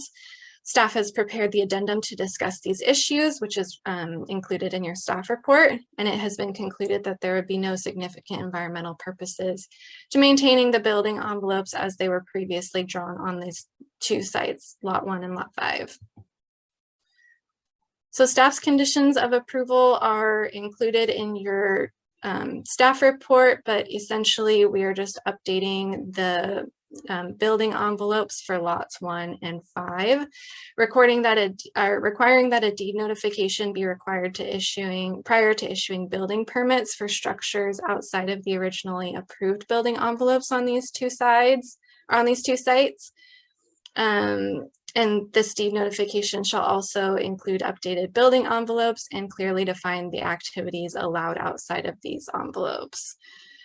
Upon recordation of the building envelopes, the owner of lot 1 will also be required to provide a letter from the arborist indicating the size and type of the tree that was removed, and the owner will have to pay mitigation fees for that tree being removed or mitigate by replanting native trees on site to mitigate. And the Planning Commission's alternatives are standard alternatives in this situation. The Planning Commission can recommend modifications to any or all portions of the proposed amendments. Any proposed modifications, including conditions of approval, must be clearly restated in any vote. The Planning Commission may determine that more information is needed and refer the item back to staff, or the Planning Commission may recommend denial of the amendments.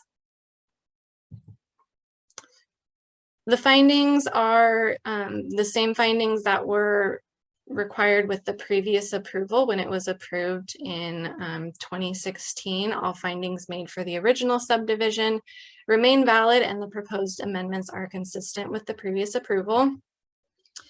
And staff's recommendation is that the Planning Commission adopt draft resolution approving the amendment allowing for the expansion of previously approved building envelopes in Tract 3085, amending PC Resolutions 2016-0015 and 2016-0016 as conditioned. And staff is available for questions. Thank you, Mariah. Dennis. You're muted, Dennis. I do that all the time. I'm sorry. What is the distinction between definitions of impact and removal? So impact, and we're talking about the trees. Yes. So the impact would be construction near a tree. If they're working near the roots, they may have to have a monitor on site. In this situation, they are a monitor as an arborist on site during construction. In this situation, they would just need to put up that orange fencing around the drip line of the trees. And so they're impacted in that they're close to construction, but they're not going to be so impacted that they're going to die or need to be removed. Is there a difference in mitigation, like 2 versus 4 or something? If you impact the tree, you mitigate it at a lower level than you do for one that's removed. We only have mitigation for tree removal. I'm confused about the arborist statement about the that there were 2 removed trees, or going to be 2 removed trees, and one of them is the fallen tree from the storm. Is that tree that is fallen from the storm having to be mitigated? That's a good question for Phil. I don't think we mitigate them, but maybe we do. The fact that he said that it's a removed tree, that's No, it's I No, think our ordinance does require mitigation. It was for just weirdly worded.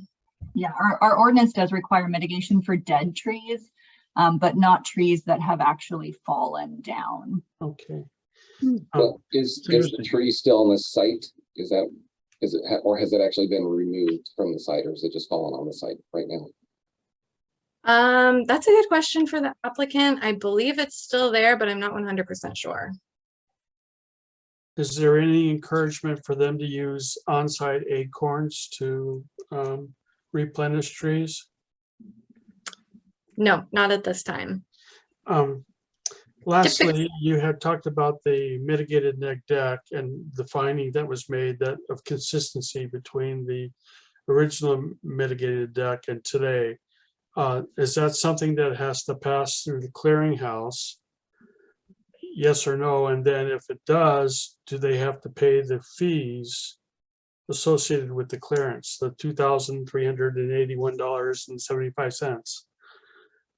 No, so we were able to deem it basically within CEQA's regulations for staff to write the addendum.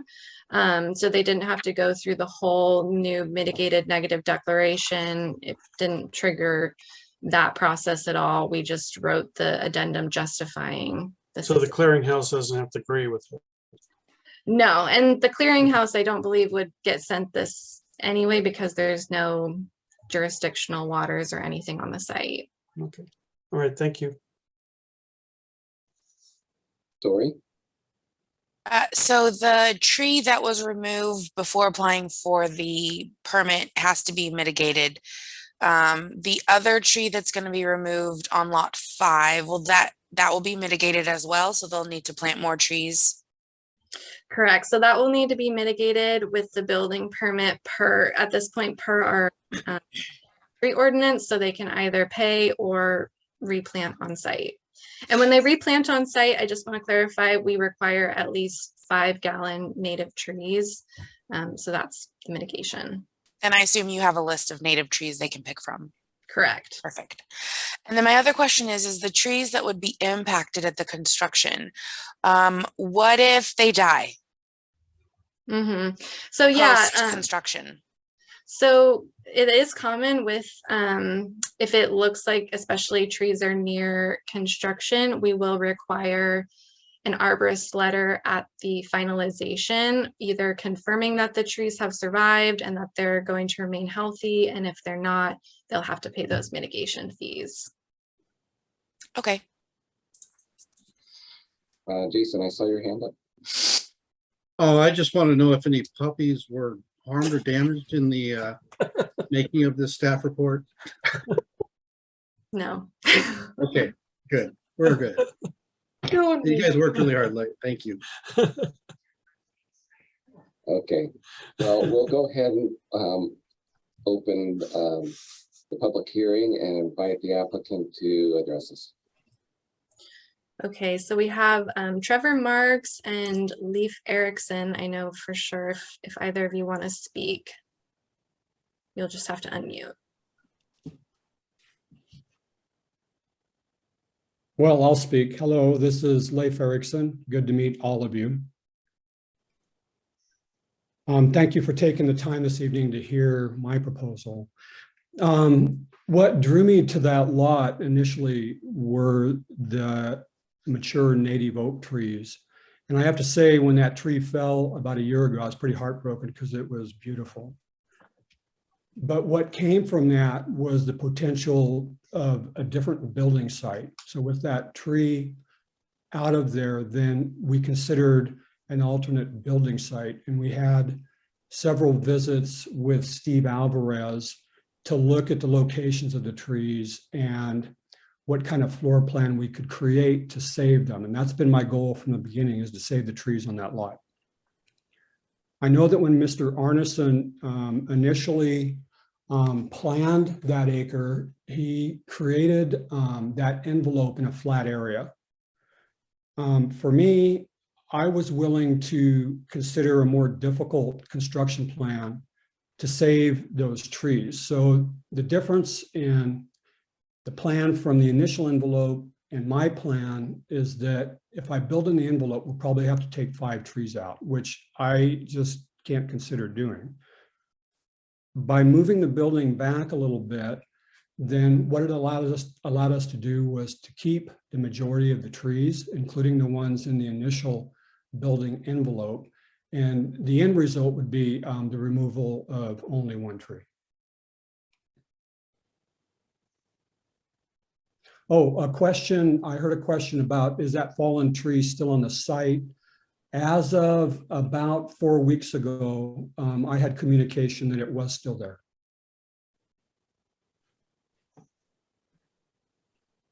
Thank you. And good evening, this is Trevor Marks. Can you hear me okay?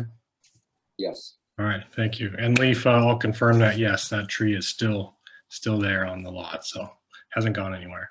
Again, good evening, everyone. Thanks for hanging on. I know we're I don't know how long these usually go, but last conversation was good and lengthy, so appreciate you guys hanging in there. I'll be brief. You know, as you can see from the original building envelope, the way that the house was positioned and built was to conserve trees, and we still want to do that, and we're continuing to do that. The proposal, as Mariah went through, avoids the locations of those main trees. We want to continue to save them. We love them. That was a big part of reason for selling our previous house, coming from a couple acres up on a hill with lots of trees. We actually downsized, coming to a flatter 1 acre parcel because we didn't have the room before to build a shop and, you know, carport to put some of those things. So it was a bit of a setback when we found out that the size of our house took up the entire building envelope of our 1 acre parcel. So it's been a process, and I appreciate the staff working with us, going through this to figure it out. And, you know, hopefully we'll be able to come out of this tonight with a yes vote and move on. And you know, we'll continue to save the trees. The tree that was taken down thought we were following the rules, read read the city regulations, and, you know, obviously missed that one. But am more than willing to do whatever we need to do to mitigate that, plant more trees. We've already planted additional trees just because we want to. So that will be no problem mitigating that as needed. So appreciate your time. Thank you. Thank you, Trevor. Lee, do we have any questions for the applicants? Okay, if none, let's go ahead and open it up to the public for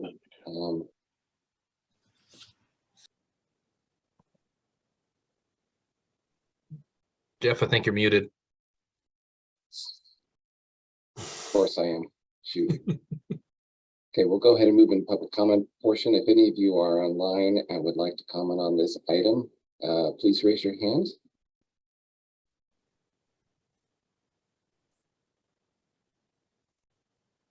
This one's so much less popular. Yeah. It's not puppies. It doesn't look like we have any public comment, so why don't we bring it back to the planning Are they commission? barkless? Yeah. Trees aren't barkless. They aren't. That is a So- problem I have. It's So getting late. if anybody would like to make any comments or make a motion on this item.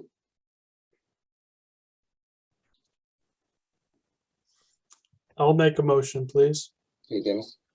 I make the motion that the planning commission adopt draft resolution approving amendment USE 22-065, allowing for the expansion of previously approved building envelopes in track 3085, amending PC resolutions 2016-0015 and 2016-0016 as conditioned.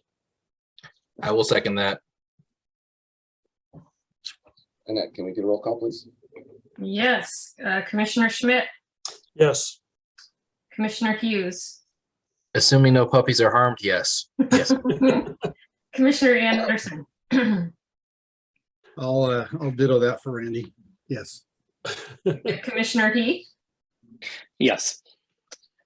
Vice Chairperson Keen, Yes. Chairperson Vanden Eyck. Yes. Motion passes 7-0. Oh, I didn't vote. I was like, Oh, you missed yeah. Victoria. Missing one. I'm so sorry, Commissioner Carranza.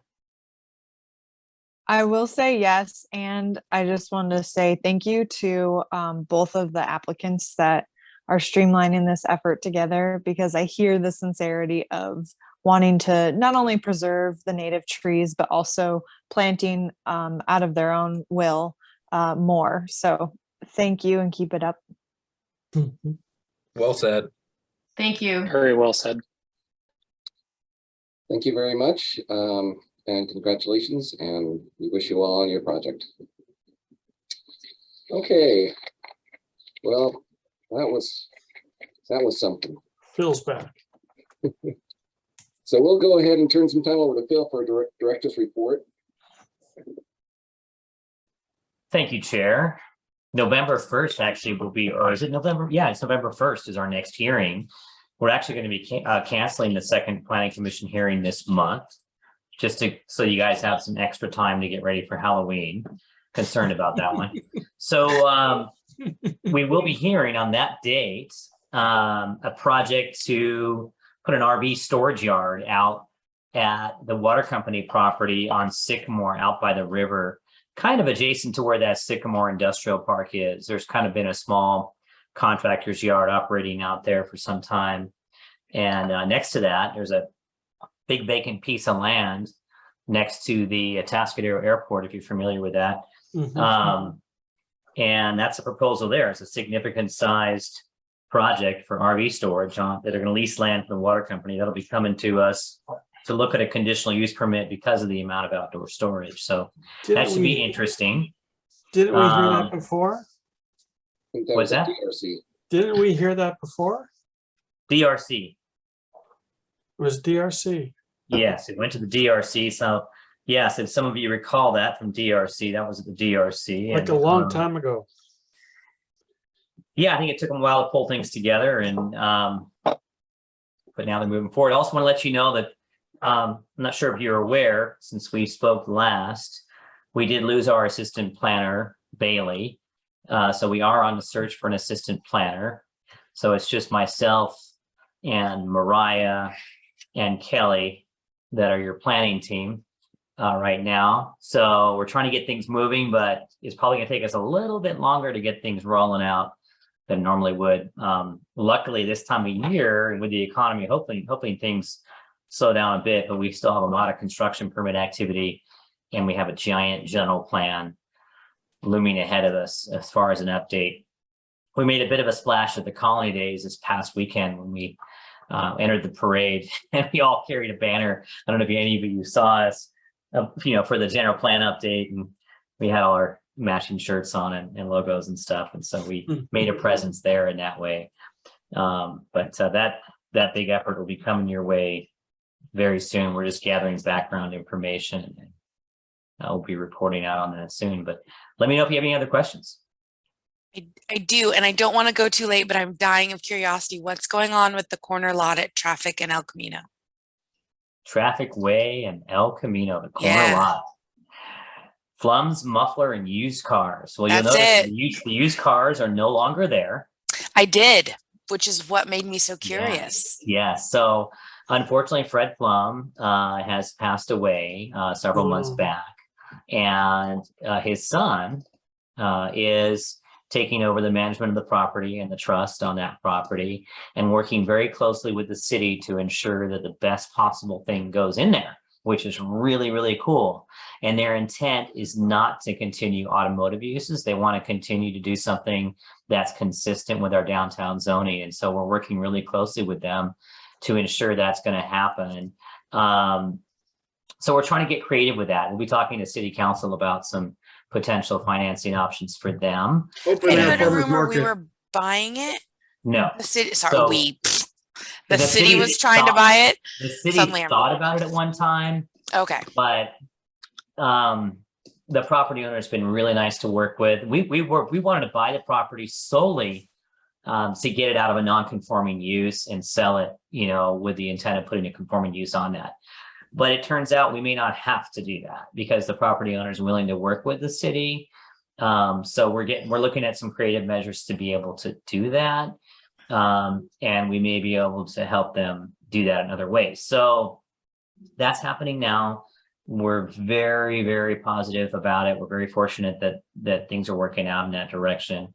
The muffler shop does not intend to continue operating there either. So we're really hoping that it becomes kind of an outdoor restaurant area, something that can complement some of the uses that are happening downtown. And so we're looking at all kinds of different ideas for that right now, trying to help the property owner out, and he's trying to attract a tenant. So if you know anyone, that property is technically available for a startup business, something that's consistent with our downtown plan. So thanks for bringing that up. I know someone who's interested, but it's dependent on the advertising sales on the building next door. Can those advertisements be covered up with a building that's as tall as that next door? Ooh, I have something to add. We're interested in that for a mural. Be a nice spot for a mural. So in terms of advertisements, what advertisements are you talking about? On the building next door, there are advertisements on the wall. The photos.